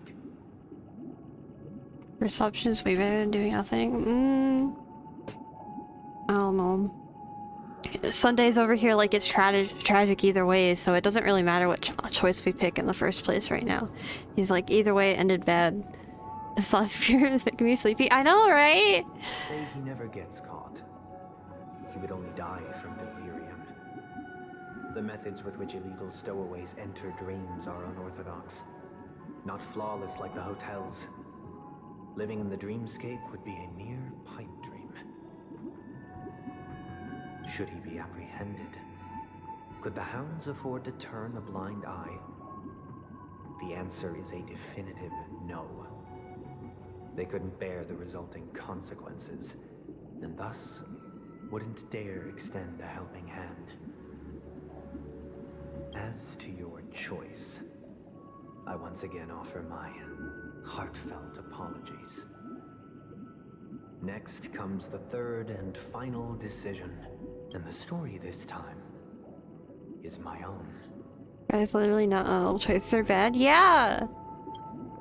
He's so pessimistic. The day I was appointed the Oak family head. At that time, Mr. Gopherwood was the current Dream Master, and as per his wish, we had a private conversation. Like, I'm pessimistic, but this is bad. I don't know, this is like self-centered and pessimistic, some like depression all mixed together. A first personal sob story, yeah. What surprised me was that the Dream Master had only come to deliver a letter to me. He let me read its contents, and it was a letter from my sister. The letter contained the usual pleasantries, anecdotes from her travels, nothing out of the ordinary. Just as I started wondering how this letter related to our discussion, the Dream Master began to speak. Do you know who wrote this letter? My sister, of course. But why would you personally visit me to hand me a letter from my sister containing mere trivialities? To help you grasp the full scope of this issue. Do you know where Robin is at this moment? From what the letter indicates, she must be in Caspelina 8, correct? She's touring there right now. Correct. Has she mentioned anything about a stray stray bullet.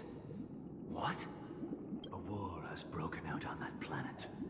It is because of this very reason that Robin chose this destination.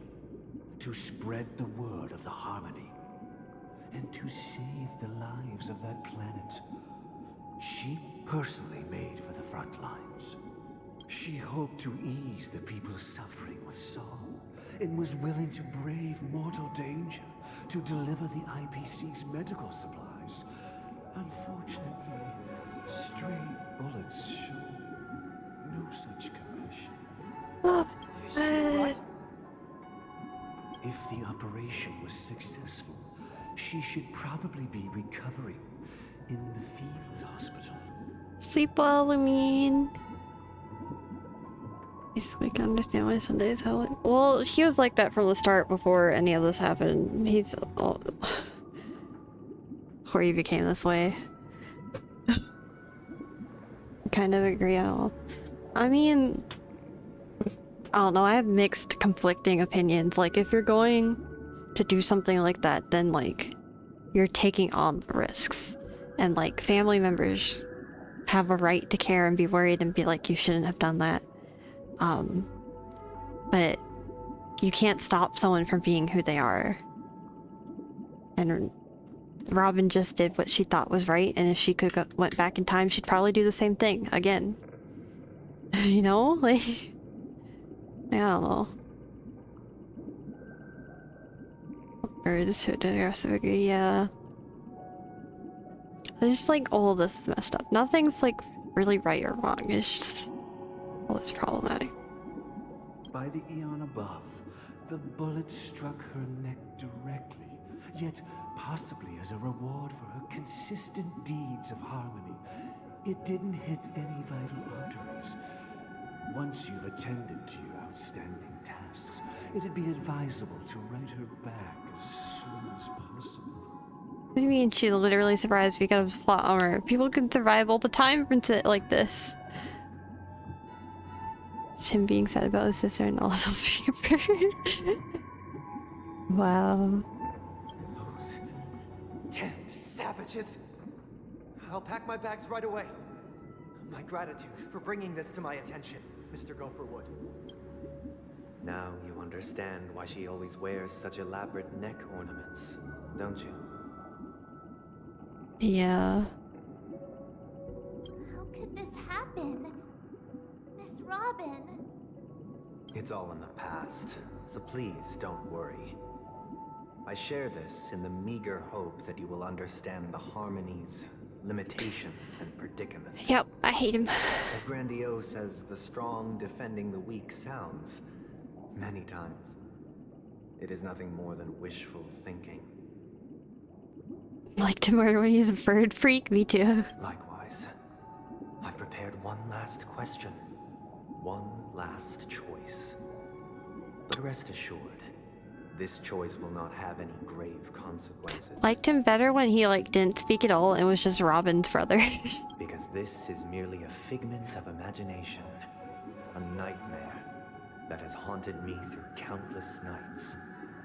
If you ever had the opportunity to make a choice like I did, would you still support Robin's journey on the path of harmony? Yes.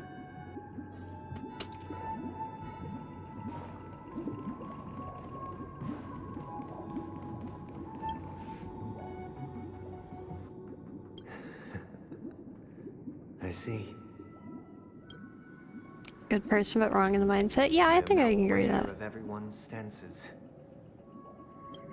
Raising these questions merely serves to illustrate one point.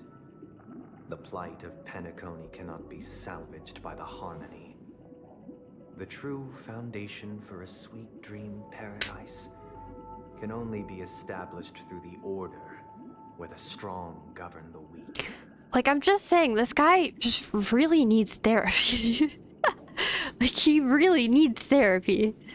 I know the suffering of being tormented, the turmoil of losing your way, how sorrow and even despair set in when matters don't work out.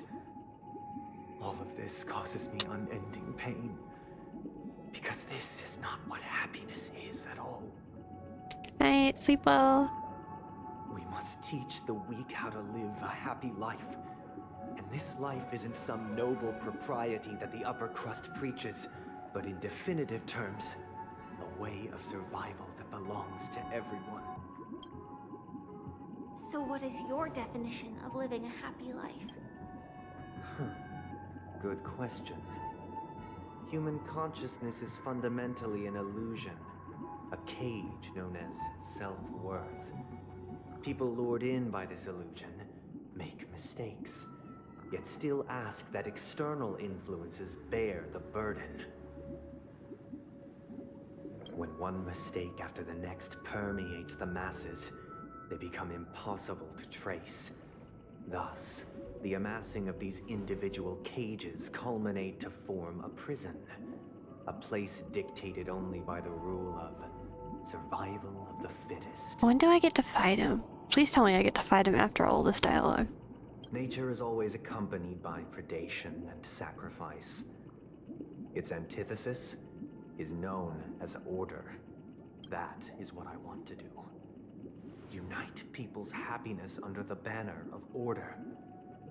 They won't need to make bitter choices any longer, nor face the weaknesses of humanity.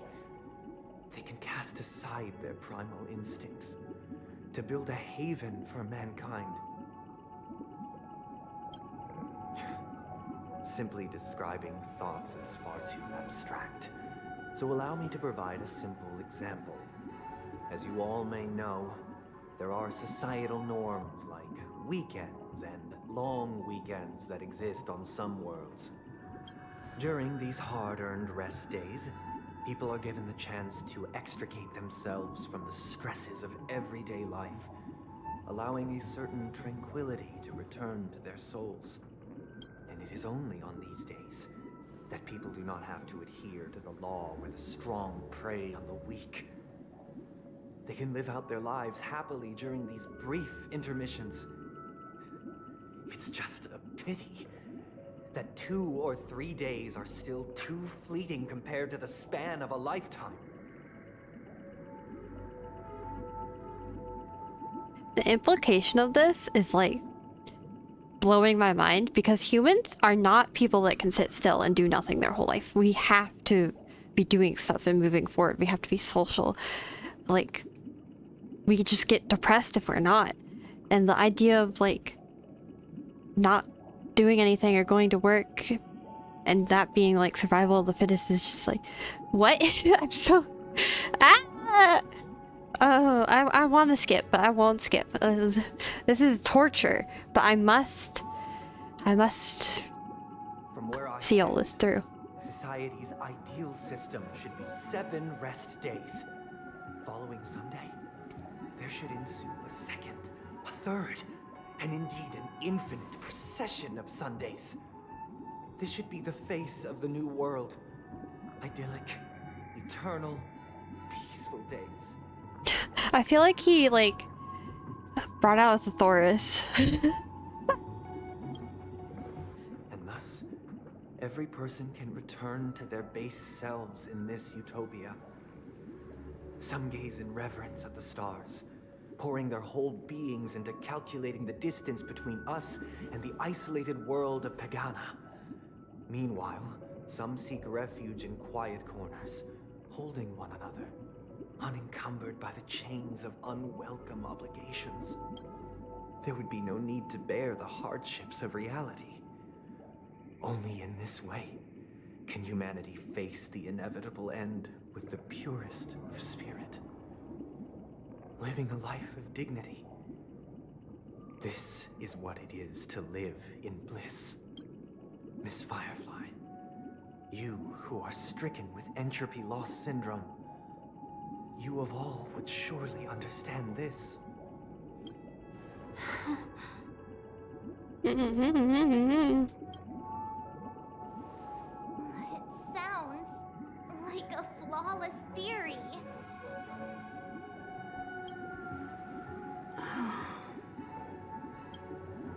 But what is the price to attain all this? It's like a prison, but good, I guess. I mean, yeah. The cost is minute, merely a personal and eternal sacrifice. If this paradise is to be maintained for everyone, someone must remain trapped in solitary wakening until the end of the cosmos. Wakening. Which means that this so-called paradise is still a dream. Stepping into this paradise means forsaking reality, correct? It is not forsaking, but transcending. Flesh, blood, sorrow, weakness. If the physical is the root of spiritual suffering, it is only logical that we defeat it. Strong disagree. But in this supposed bliss, people won't have defeated their demons. The chance to overcome their tribulations would be forever lost to them. In other words, it is an escape. That's another way of understanding it. But there is no shame in escape. On the contrary, the seeds of escape exist in everyone's hearts. Can't have happiness without other emotions to contrast them. Yeah, can't be happy if you never know what sadness is like. Don't you agree, Miss Firefly? And as to why we sleep, it is because we are afraid to awaken from our dreams. Oh, I mean, escaping's not wrong, but like it's only for a while. It's not permanent and eternal, you know? Like at one point you gotta get up and keep going. But this keep is trying. not in conflict with the grand plan. Only in acknowledging this can we truly understand the frailty of human nature. And from there, show compassion and protection.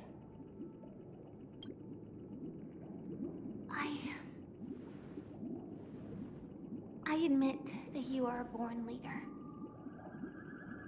Your perspective on humanity brims with pessimism. Yet you express compassion for all. Even when your heart pities them. But unlike you, I live for the self. From my perspective, individuals making choices for themselves is their birthright. The want to escape may be innate in the weak. But whether they are weak or not, it is not up to another to decide. Sunday. Firefly needs to speak more. Perhaps in your mind, you also view me as weak? Firefly cute. Yeah, Firefly's so cute. She's so right though right now. Like, so proud. Because I don't think so. Since Miss Firefly has said her piece, the Astral Express will also naturally give you our answer. College thesis? For real. We'll leave it to you. Just as Mr. McHale instructed before. Tell him our choice. Has like 3 paragraphs. She has 4 sentences to like the 3-page essay he wrote. What is this place? Misha? Does this place ring any bells, Misha?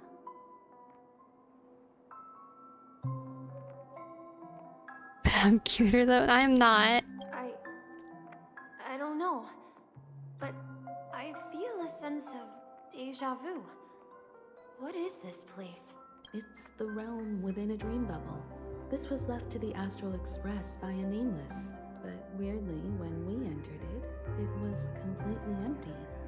Dr. Edward from the Dreamscape sales store told me that dreams are formed from memories, and a dream bubble can't take shape if its core is empty.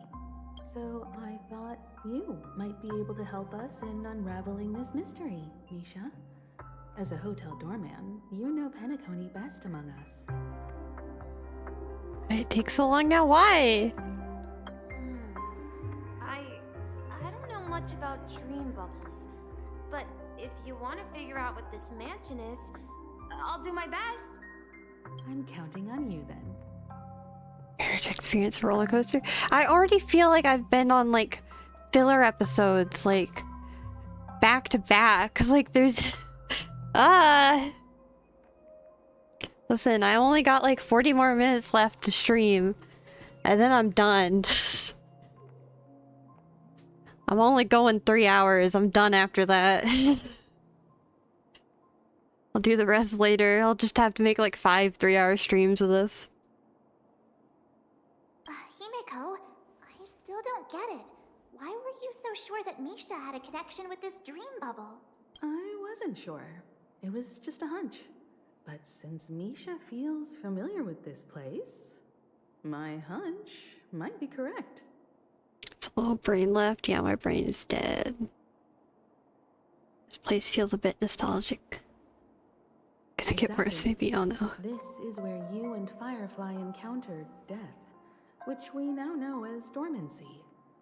Considering its connection to Dreamflux Reef, it's not surprising it appeared here. The question now is, who brought you here? Based on the clues we have so far, it's unlikely to be that masked fool. So identifying them is crucial to us. We're drawing closer to the truth once more. Let's give Misha some time, as I believe he'll unveil the secret of this dream bubble. Alright, but there are doors all over the place. Which one should we choose? Do you have any idea, Misha? I guess... maybe this way? I'm not entirely sure, but... let's give it a try. Wait, you managed to choose the right Weird. This place is quite different from the hotel. But I feel like I've been here before, and even lived here for a while. If I remember correctly, there should be a fireplace down that hallway. Clocky and I used to sit by the fire, listening to the crackling of fire. Wait a second. Since when could Himeko see Misha? I thought it was only Welt, March, and Trailblazer. When did Himeko start seeing Misha? Because everyone else said they couldn't see Misha. Hello? Did I miss something? Has Himeko always been able to see Misha when Welt saw Misha, but the NPC we were talking to didn't? Is that what happened? I'm so confused. And the room on the other side was the toy room. I loved spreading out all the toys from the box on the floor and making up stories for each of them. Hold on. This doesn't make sense. Didn't I grow up in Dreamflux Reef? So, what is this place? This could be a case of amnesia. Don't worry, Misha. It's common for everyone to forget certain aspects of the past. Those memories haven't vanished. They're just lying in the depths of your mind. We can surely get them back. Well, yeah, don't spoil it for me. I better find out, but don't spoil it. Since this place seems familiar to you, why don't we explore a few more rooms and see if you can recall anything more? Yeah, then let's check out the rooms I just mentioned.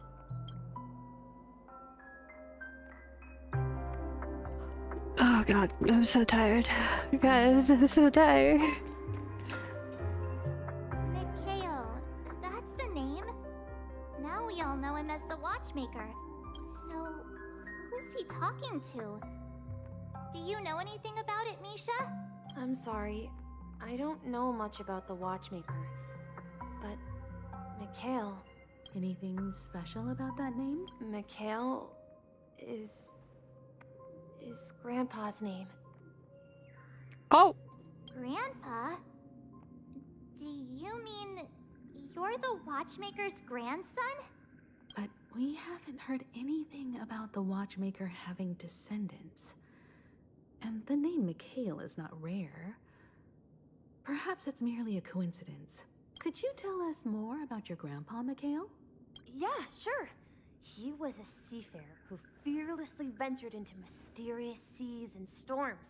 He was always on the sea and had lots of friends who accompanied him on his travels.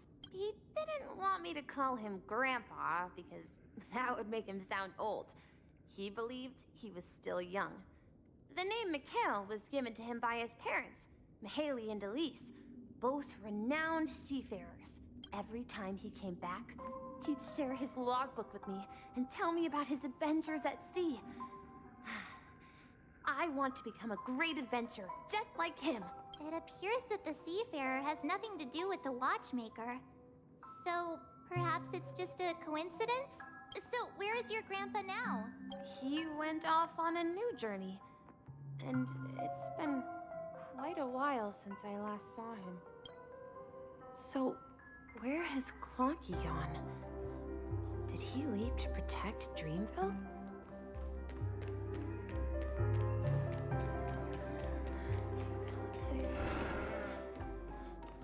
I sure hope it's easier to follow. Some noises from the room. Origami Bird? That's a friend of mine. You and Origami Bird are friends? Yeah. It's a member of the Compass crew, just like Clocky and Miss Mirror. And there's more than just one Origami Bird. They are a big family with lots of brothers and sisters who look the same. They follow Miss Mirror's orders and handle all sorts of jobs on the ship. They're the best sailors. Sailors? Can Origami Birds be sailors? Could you tell us more about the compass, Misha? The Compass is a ship bound for the New World. Clocky and his partners travel through layers of fog to the depths of the sea. Whenever there is danger, Clocky will use a compass and guide the ship in the right direction. That's a great story. But in the Penacony cartoon, Clocky and his partners have always lived in Dreamville and never ventured out, right? Huh? Oh, that does seem to be the case. Weird. I clearly remember Clocky arrived in the New World in the end. Perhaps Clocky has a hidden past. I think I hear the sound of water. You once mentioned there's a magnificent fountain up ahead. Look, there it is! The water resembles a precious jewel, embedded in the dreams of all seafarers. Every time I gaze at the shimmering lights beneath the waves, it feels as though I'm back in this place, standing by your side. Have you recalled anything, Misha? Yeah. I saw these sentences in Grandpa's logbook. He used to say that despite the perils of the sea, whenever he stood on the deck in the afternoon, overlooking the sparkling waves, he would think of this fountain in front of his house.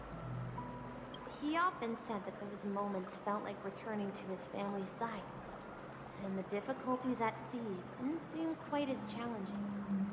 I love Misha, but I still can't believe he's 12. You know, I quite understand such sentiments. Don't sigh, you're starting getting gray hair. Hey, don't tease! I was just being a bit sentimental. Perhaps every adventurer far from home carries a fountain within their soul. Even though the other side of the sea remains shrouded in the unknown, the fountain in front of his house serves as a compass, leading him back to his cherished ones. Yeah. While Grandpa was at home, we would stand by the fountain and place the compass, a toy boat that I made, into the pool. These characters are all waves. Are they? How old is March and Trailblazer? 12? Yeah. Found out Monday when I streamed this last. See about that?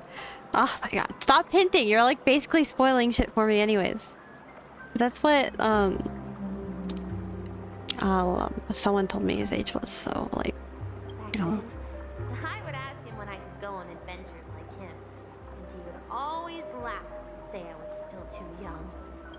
It seems this Mikhail is truly a seafarer and has nothing to do with the watchmaker. Yeah.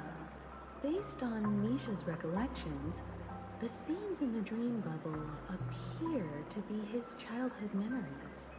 But this raises more questions. According to Misha, he was clearly born on an oceanic planet and led an ordinary life, with no connection to Penacony at all. Could this be some sort of metaphor? Perhaps the sea refers to the memory zone. Doesn't look 12, that's what I'm saying! So the OC characters as tiny little babies because they can't function without us playing since viewing the series. You know, 14? I would have said 16 or like 18. Because I don't know, Trailblazer, like I guess Trailblazer could be really young, but sometimes I see her as like 24 or something. So I don't know, maybe I just see everyone older than they actually are supposed to be. I don't know. I'm sorry. I don't know, but my memories keep pouring out uncontrollably, like water flowing from a fountain. Perhaps I'll remember more things if we go further. I wish to share your burden. We're going to the opposite side, right? No, we should turn left here. Hold on a second. I already passed the 100 subscribers. There's supposed to be a pop-up thing when people subscribe though. Has that not been working this whole time? How did I hit 100 subscribers without getting follower notifications when I'm live on stream? He's like 19, I guess? Oh. Yeah, I've always seen her as older than that. Are my alerts broken? 101? What happened? Does it like only count if people are on the live stream and subscribe? Like, oh, I'm so confused. To mainstream? No.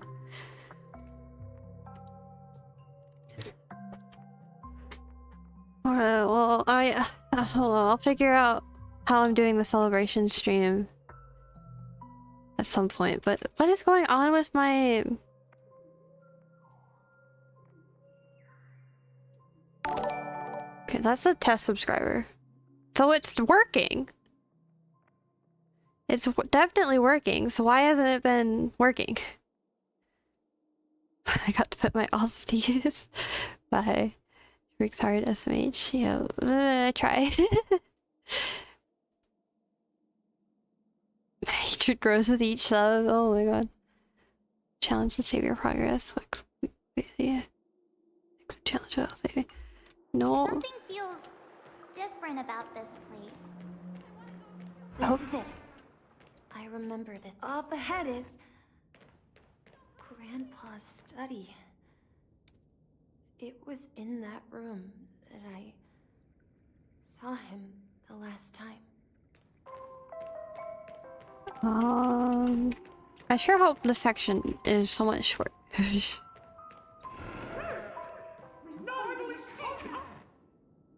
atmosphere in this room feels totally different.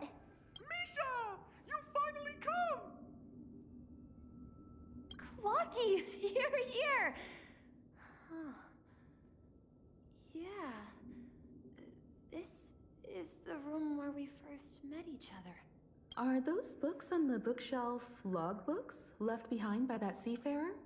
Yeah. Whenever he came back, he placed a logbook on the bookshelf in his room. They contain records of his expeditions to every corner of the world. He described our world as a fountain.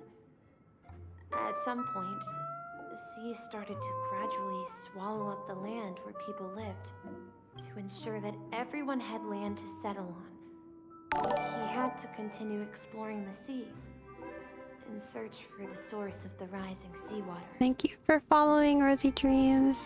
But see, why did it work then? Why did it work then and not... I give up. Does it be your clock? You just sounds like an off version of Mickey. It does sound like an off version of Mickey. I'm probably having trouble. Yeah, I'm having like Streamlabs trouble. The notifications don't seem to be working for YouTube. They seem to be working for Twitch, but not YouTube. It's so weird.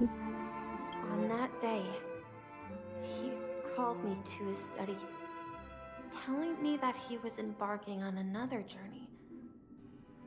However, I could sense the gravity in his expression. It was the same look I had seen on my father's face before his final voyage. I asked him if I could go with him, but he said that my adventure lay elsewhere and told me to stay home and patiently await a certain sound at the door. What sound? He told me about a vast ocean in the sky. An ocean of stars. He spoke of a train that transports children with a desire to venture far away, traversing the sea of stars without ever stopping. Liked, I guess? Yeah, I guess so. I'll have to figure out what's going on with it between streams. He said that he knew the crew on the train, and that he had asked them to take me along. He said the journey I had always dreamed of would start there. A train? Could it be? It's the Astral Express. I remember now. Grandpa's friends are a group of nameless who came to this world to resolve a disaster caused by a star. Then, he gave his pocket watch to me. It was his cherished treasure, appearing in every one of his adventure tales. He explained that difficult times were ahead, but assured me that the watch would guide me. He said, as long as I kept moving forward, I'd eventually reach my desired destination. Bye bye, Coco. Have a good rest of your day. It's as if I heard I hope this hell ends soon. the distant sound of a train whistle echoing throughout the room. Exactly, Misha! And then we followed that whistle, didn't we? Yeah. I think I can still find the way we took back then. This is the dream jigsaw, right? Do you remember? You said you obtained... Hey, the shape... Looks like we're just one step from revealing the truth.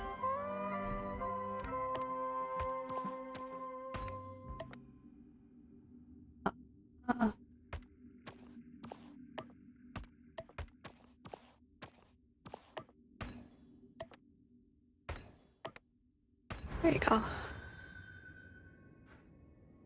Oh, that's what we first came in through. I remember this. This is it. This is my room of clocks. While I spent my time waiting for Grandpa to return from his voyage, Walter gave me this workshop, and it became my secret base. No, everyone's leaving me. Good night, meow meow. Sleep well. I mean, I guess I'll be done soon too, but like, I can't believe everyone's leaving me. Bye. Here, I learned how to repair clockworking gears out of my fondness of precision mechanics. In my dreams, I was the captain of the compass, embarking on adventures with my companions, Clocky and Miss Mirror, in search of the new world. I was born and raised here. So, this building in the dream bubble is your childhood home? What do you mean? I know you're here. Some people are still here. I know that. But my OGs are leaving. Yes, but not exactly. To be more precise, this dream bubble itself is my home. Looks like you've remembered everything now. Wait. Why does it feel like everyone else knows something I don't? You're the only one still in the dark. Marge, do you remember when she mentioned a clocky that only she could see? Yeah, the little guy here, right? But we all saw him in Dreamflux Reef, right? And Mr. Yang even greeted him. Looks like everyone on the Astral Express has a childlike spirit. The answer lies in the Astral Express. Her experience shows that neither Firefly nor Acheron can see the Depressed? Why are you depressed? And when we were in Dreamflux Reef, you may have noticed that for some reason, nobody outside of the crew had ever talked with Clocky. Yeah, I noticed that too. A mimetic life that can only be seen by a select few. It's I just said like I a would hidden support you, didn't I? message. You did! That's true! For the nameless. I'm not... Oh my god. I appreciate you too, okay? I'm not trying to say that I don't. But Misha can see Clocky too, right? They even grew up together. But Misha hasn't started the way of the Trailblaze yet. That's the key to the mystery, March. Now, take a moment to recall. Have you ever seen anyone outside of the crew interact with Misha? Wait. No way! That's the answer, March 7th. This dream bubble is the place where I was born. And I'm a dweller in this dream. Just like a memory zone meme. Oh. I should have stayed here and waited for you. But when reality and memories merged, I unconsciously pushed open that door and left the bubble with Clocky. Mommy appreciates. I'm a mommy? I don't feel like a mommy, but yeah, I appreciate you. So it's not that the Watchmaker's dream bubble is empty, but rather the stuff inside ran away? And the whistle you heard was the sound of the express arriving at Penacony? That's one way to see it, but I believe there's a longer story behind all this. It's best for Misha himself to explain all the details. How about we start with your name? Now, should we call you Misha, or... Thank you all for helping me rediscover my true self. Now, please allow me to reintroduce myself. I was born on Lushaka, in the Presmere system. Adopted by seafarers Mikhail and Char. They gave me a treasure. A name that carried their hopes. Mikhail Char Legwork. Or simply, Misha.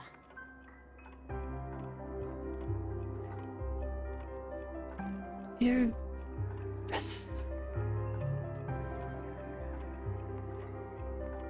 Being 20 is not being a boomer. If you prefer, you can call me by a more familiar name. The Watchmaker. Here on it will get better. Okay, well, I'm already liking it so far. I really like Misha, so I'm like really into this. So, you're the Watchmaker himself? Unfortunately, that legendary figure is no more. I'm only a reflection of his life.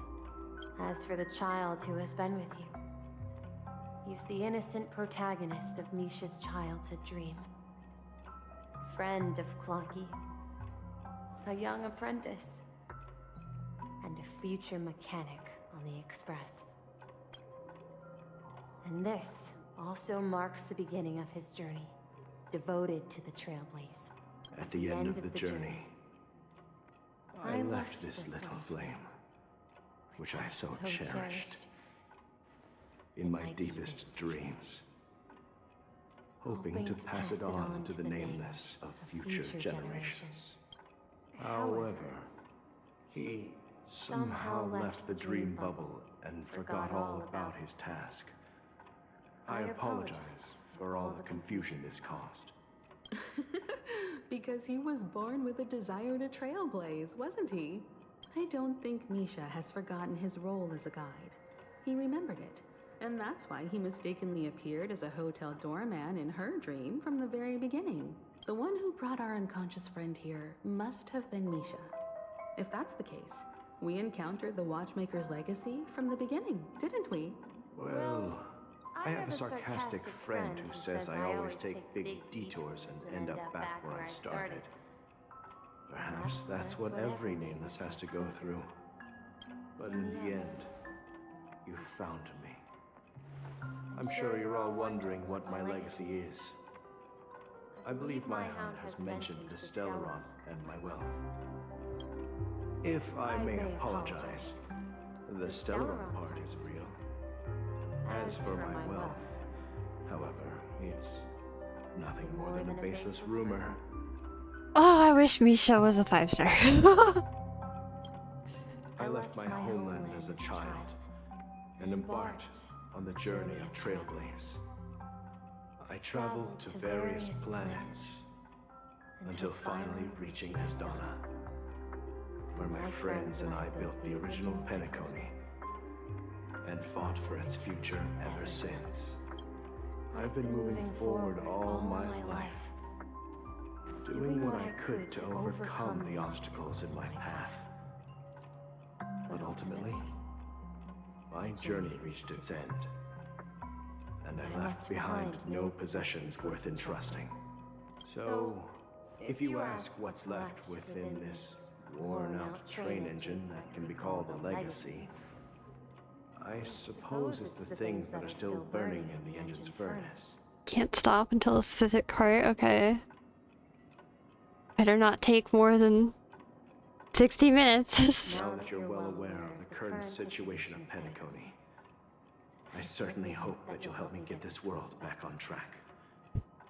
But I'll leave that decision to you, for the path of Trailblaze is never paved by others. All I have for you is a story and 2 gifts. I want to give you my pocket watch. It has accompanied me throughout my long journey, guiding that naive child forward, and has been blessed with the presence of so many great people up to this day. And my hat, too. The one who navigated for me placed it on my head and planted a fanciful thought in my mind. The trailblazing expedition will never end. Now, it's time for you to make your choice. Once you've made up your mind, open that door and enter the long dream of an old man. I'll be waiting for you at the end of this corridor of time. I will not do a face reveal. I refuse. Alright everyone, let's make a decision. Although I don't think anyone will have any objections. I object! Oh, come on, stop joking at a moment like this. We've come this far. Surely there's no other option than moving forward. In that case, the vote stands at 2-1. Then let's proceed together to the end of this stream and tell Mikhail our decision. I love that you can just say, like, just reject it and they'll just feel like, oh, okay, we'll just do it.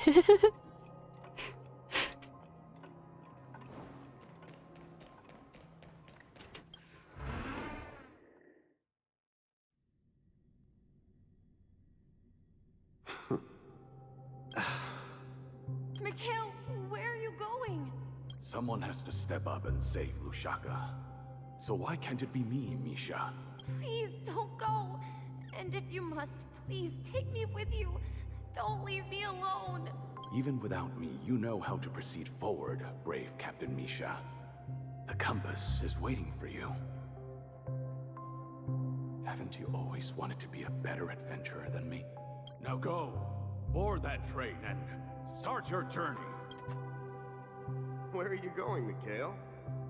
I'm going to clean the floor in the parlor car. I've promised the conductor. Wait, first tell me, Did you fix this watch? Yeah. I know what it looked like before. Its chain was broken, the back case torn, and the marks on the dial all worn out. How did you manage to fix it? Well, it's hard to explain, but I knew it could be fixed. It's the hands, Mr. Amundsen. Its hands were intact and pointing in the right direction, so I knew there would be a way to fix the rest. I see. You'll work with me from now on. Haven't you always wanted to tinker with this train? You're its mechanic now. As for the conductor, I'll do the talking. But I only know how to fix watches. Don't worry. You've got what it takes. I'll teach you what you need to know. Where are you going, legwork? It's time to head to our next stop. I'm staying in Astana with Rosalina and Tiernan. I see. This place reminds you of home. The people of Astana have only achieved a tiny victory and still have a long way to go towards true freedom. Hanunu needs us. Don't worry, not all journeys lead to the stars.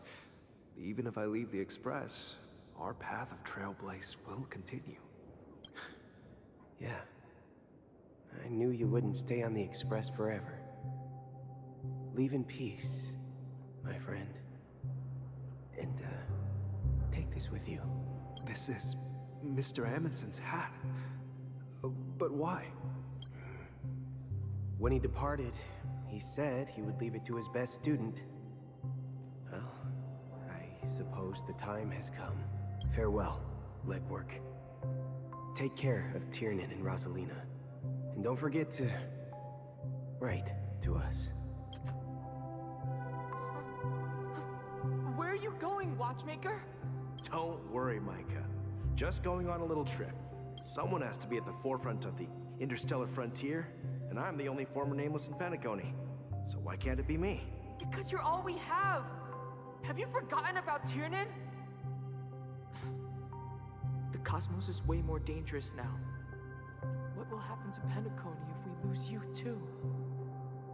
Oh, you're gonna hate me if you're a grammar police.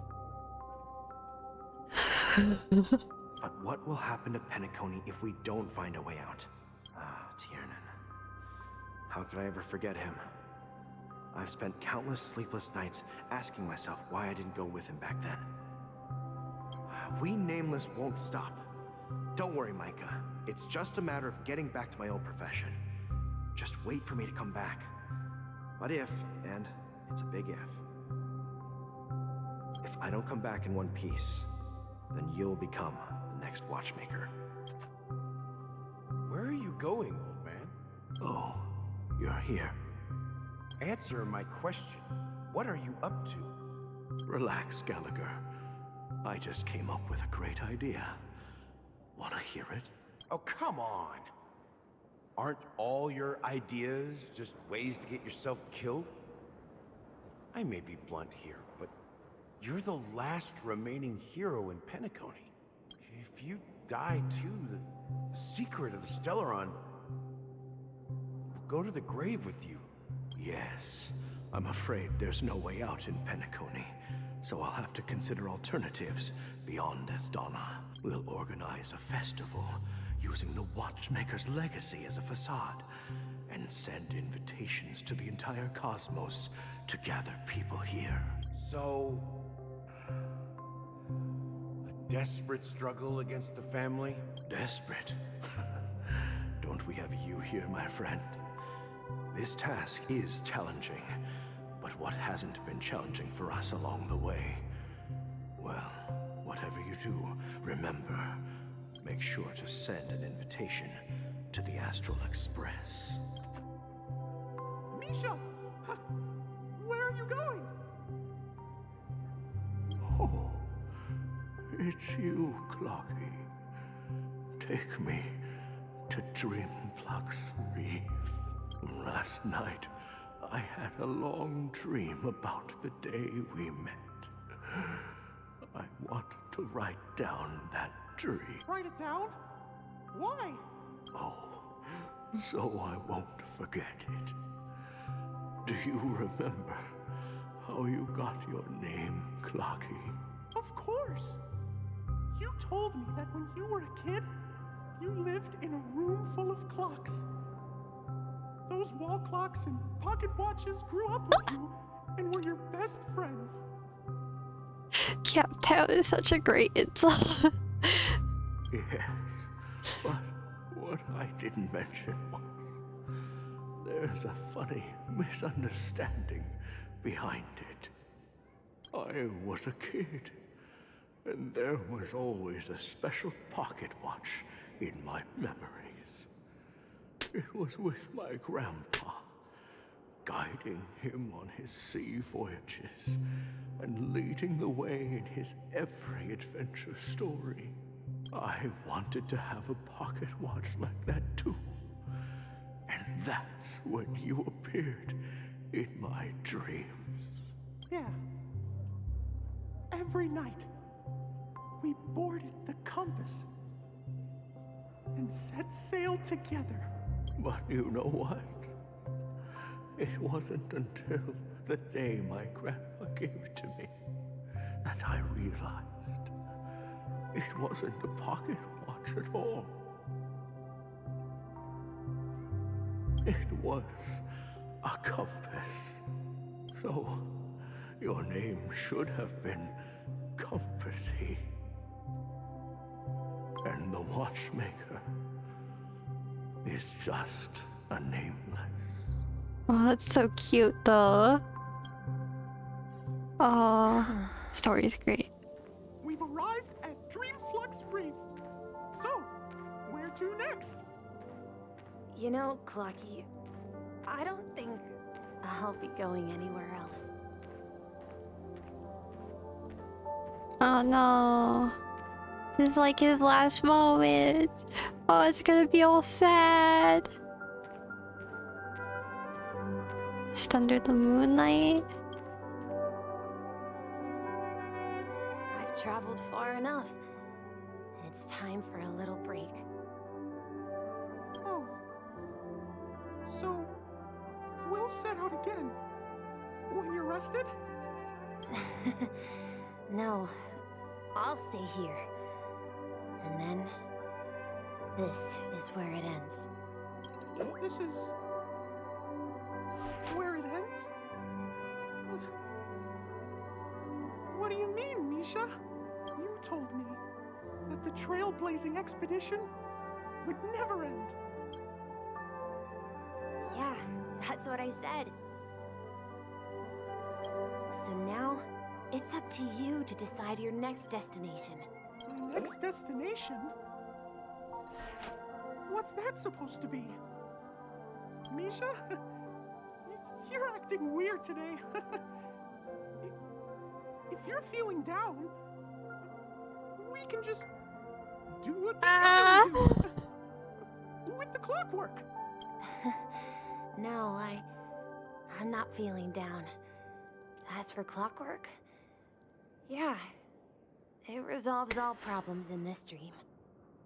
This better not make me cry, I swear to God. So, do you know what clockwork actually is?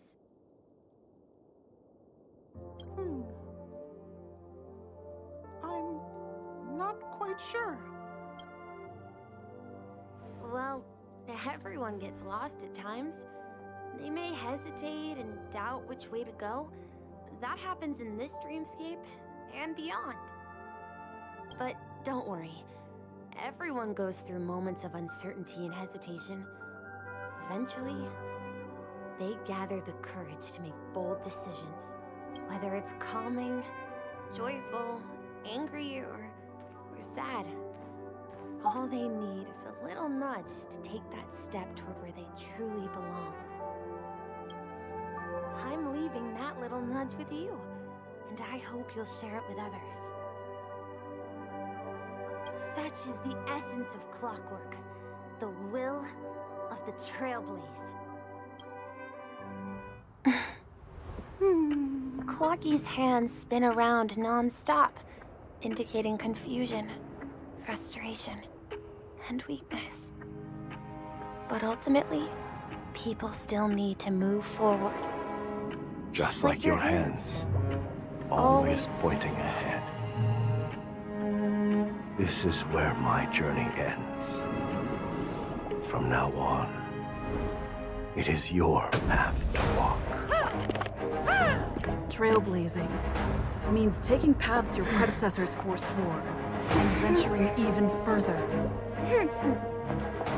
The Penacony in Mikhail's dreams does not belong to order.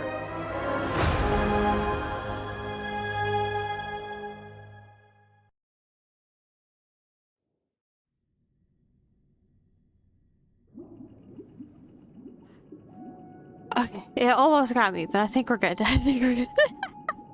But such a crybaby. Oh, that was so cool though. Oh, I loved that. That was great. I can't believe that Eon would cast a glance at Penacony at a time like this. Is it because of the resonance from the legacy of the Trailblaze? Or perhaps the bond between you is so strong that it even impresses an Eon. Well, there might be another possibility. Perhaps they want to witness, on behalf of the fallen Eons, who will hold the future of Penacony. If that's the case, on behalf of the Dream Master of Penacony and the 107,336 members of the Oak family, I'm extending a formal invitation to all of you. I'm cordially inviting you all to the Penacony Grand Theater to participate in the upcoming Charmony Festival. And, of course, you won't be in the audience, but on the center stage. Things get better from here. That sounds great, but the second I get to a break point, I need to stop because it's been 3 hours. Since the future of the Stellaron, Penacony, and even the entire cosmos is at stake, let's draw a conclusion there, in all fairness. I'll definitely play the rest of this on stream though. It's probably gonna be a bit before I get to stream it again. If you truly believe in Akavili's path, then show me their courage and determination. Firefly's cutscene?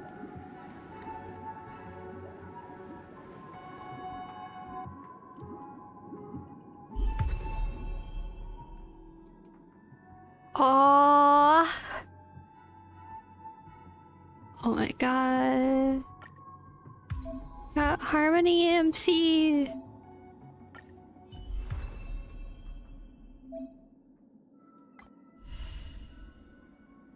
There's a trial for it? Okay, let's do the trial.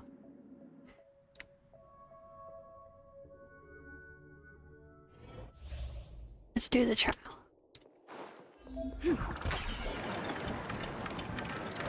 Wee, what does E do? Oh, it's just an effect boost. Oh, the flying the hat is so cute! Please stay tuned.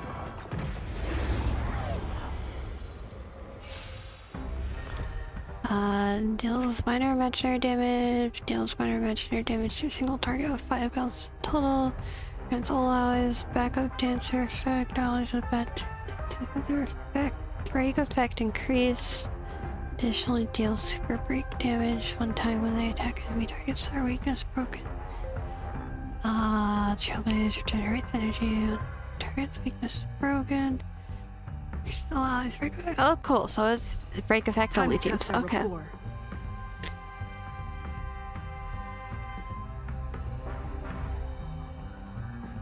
The anime Harmony MC, yeah, and hi Alpha. Dreams do come true. I think this is the first time you chatted this stream. Unless I'm wrong. Maybe I'm wrong. In the mood for another beating?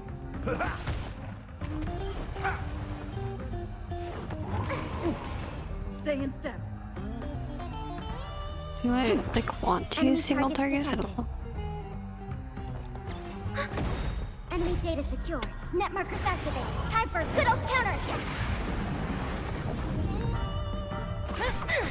Step up, let's see ya. Time to mix things up. Nice second, my friends. Indulge yourselves! The mood is set. Let the show begin.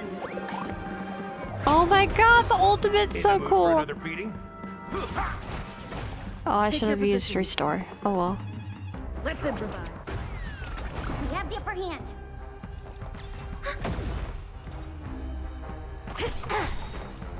By the order of the Ten Lord, execute the Marastruck!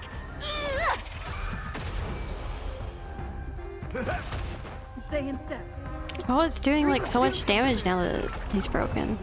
Oh, okay, that's cool. I don't think I'll ever have a proper team for Harmony MC.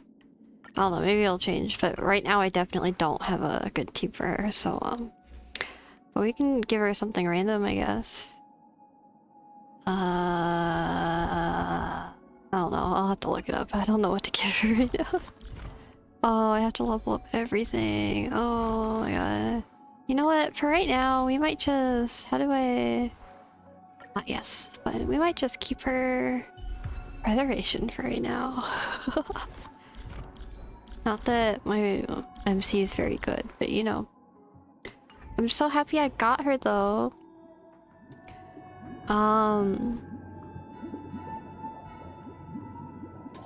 Basically see what I said, Harmony MC is OP? Yeah. If you have the right team for it, yeah. Yeah. I Ron May, Harmony MC, and Gallagher full break effect on her. Old friends. It's raining! Yet again. Okay, well, it's been 3 hours, so we will have to continue this at another time. I'll definitely be streaming the rest of this. I have no idea how much we have left. Probably still a lot, considering someone said there was 12 hours of this. But I will definitely be finishing it on stream. It just may take me a while to finish it. Apparently I have to figure out my 100 subscriber celebration plans. Tomorrow will still be Nike. And I'll update you as to what's going on this Friday, this weekend. So I'll see you guys tomorrow. I hope you'll have a good rest of your day, night, evening.